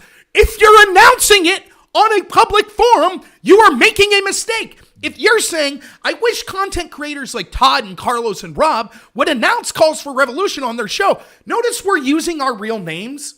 Notice we're on a public forum. So despite the fact that's not what we're calling for and we're against it, even if we were, it would be a huge mistake to come on a public show and say we're calling for violence.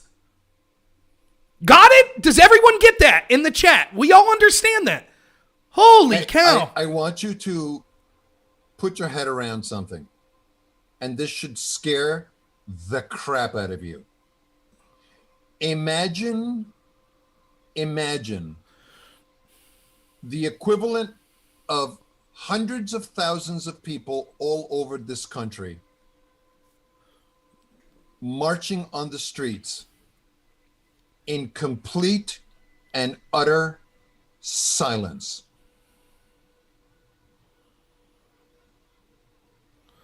No music, no banging of the drums, in complete. Have you ever seen what it looks like to have 100,000 people walk by in utter silence? If that happened across the country, we would have a different country, literally, in 2 weeks. Literally. Look, No signs, no music, no nothing, just marching. Peaceful marching in complete and utter silence. It would break this country in half. I don't know.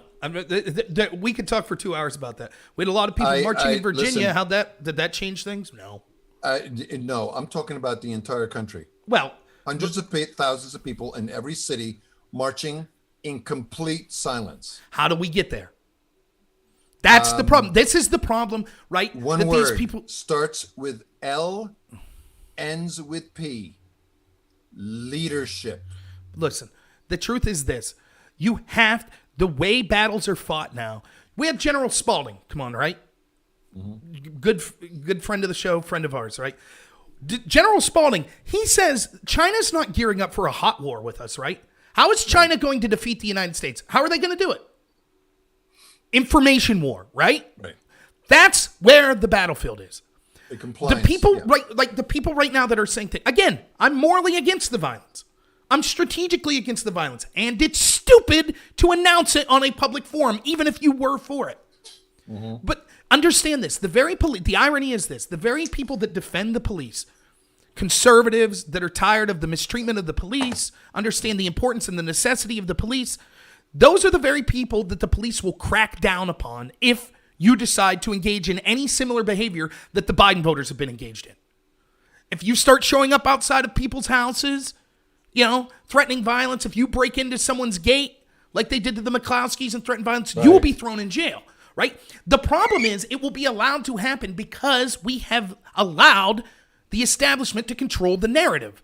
And so because they control the narrative, there won't be hundreds of thousands of people marching for you. Just like there weren't for the McCloskeys. Just like there weren't for Kyle Rittenhouse. Why? Because until we get back in the narrative, you will not have the support of the majority of this country. You think you do, you don't. Ask the McCloskeys. Ask Kyle Rittenhouse. Ask any number of people that are connected to Trump that have been punished. Where was it? Where were the millions marching for them? I didn't see it. Why? Because you can't. When I talk to the average person, they're like, I don't know about this Russia stuff. It's over my head. I don't know. When you talk to them about COVID, I don't know. It sounds like it's a serious illness, so I guess we have to do this stuff. Until you wake people up that like, no, this is them stealing this country. These other more radical actions will not be effective. The reason that Antifa gets away and is effective, the reason that Black Lives Matter is effective is because they are on the side that's controlling the narrative. So until we start fighting back against that narrative, saying, no, we're going to go out and do the same things they're doing, which again, I'm against. I have to make it as clear as possible, but it will not be effective. You will lose. The police, if after the 2016 election, we saw the Hillary Clinton rioters in all of these cities, right? If ultimately the election's called for Biden, and you see Trump supporters engage in any types of similar behavior, the reaction will be immediate and swift by the local police. And guess what? There are a lot of people that you think would have your side that will be like, well, you shouldn't have been out there. You shouldn't have did that. I'm just telling you the truth. I know people don't want to hear it. People have, people watch Braveheart and they watch the, what was the Mel Gibson one where he's fighting with the founding fathers, the Patriot, right? They watch that and they think that's going to be me. I'm going to grab the flag. I'm going to go out and I'm going to start kicking butt and everyone's going to rally behind me. That's not the case. I'm with you spiritually. I don't like the violence, but I'm with you for the need to take back our country. I get it. But you can't until the majority of the people are woke up to it. That's the problem. And so what we do is we start incrementally fighting back in the information warfare. We start taking back culture, right? You band together. You don't have to be violent. You could band together. Work on getting everyone in your town that's a business. Work on them saying, no, we're not going to listen to these lockdown orders. Every single one. Be out there yourself. Do what you can. Talk to your local. Run for office. I know politics isn't the answer. Don't get me wrong. But do what you can. Get these rhinos out that have done nothing to protect your rights. Stop supporting places like Fox News. I don't know what else to say. Like everyone, it's funny. I get crap from both ends of this. After the election, when I was told, Carlos, we had a serious conversation about this, right? Well, we need to pick up those Senate seats in Georgia. I said, why? Have they came out and talked about how this election was stolen? Not just with a fraud election day that we're still looking at, but also with the treatment going into the election, with collaboration and collusion with the mainstream media, with the tech companies, with corporations, etc. Have they said any of that? Why do I care if a bunch of rhinos win? Why do I care? Then I get a bunch of people saying, oh my God, you're selling us out and blah, blah, blah, blah, blah, blah. And then when I say, okay, well, we need... You're not. Right, when we need... It doesn't matter. Then if I say, well, we need to fight this information war, they say, no. What we need to... You're being a coward. We need to go out and do this, that, and the other. So it's like, you have to be sensible about this. It's not a game. And I understand things look bleak. Don't get me wrong. I totally get it. But I think my biggest problem with what you're saying, and it's not with you or what you're saying, but it's what's not being said. You remember when Biden said that when he gets elected, he'll solve COVID?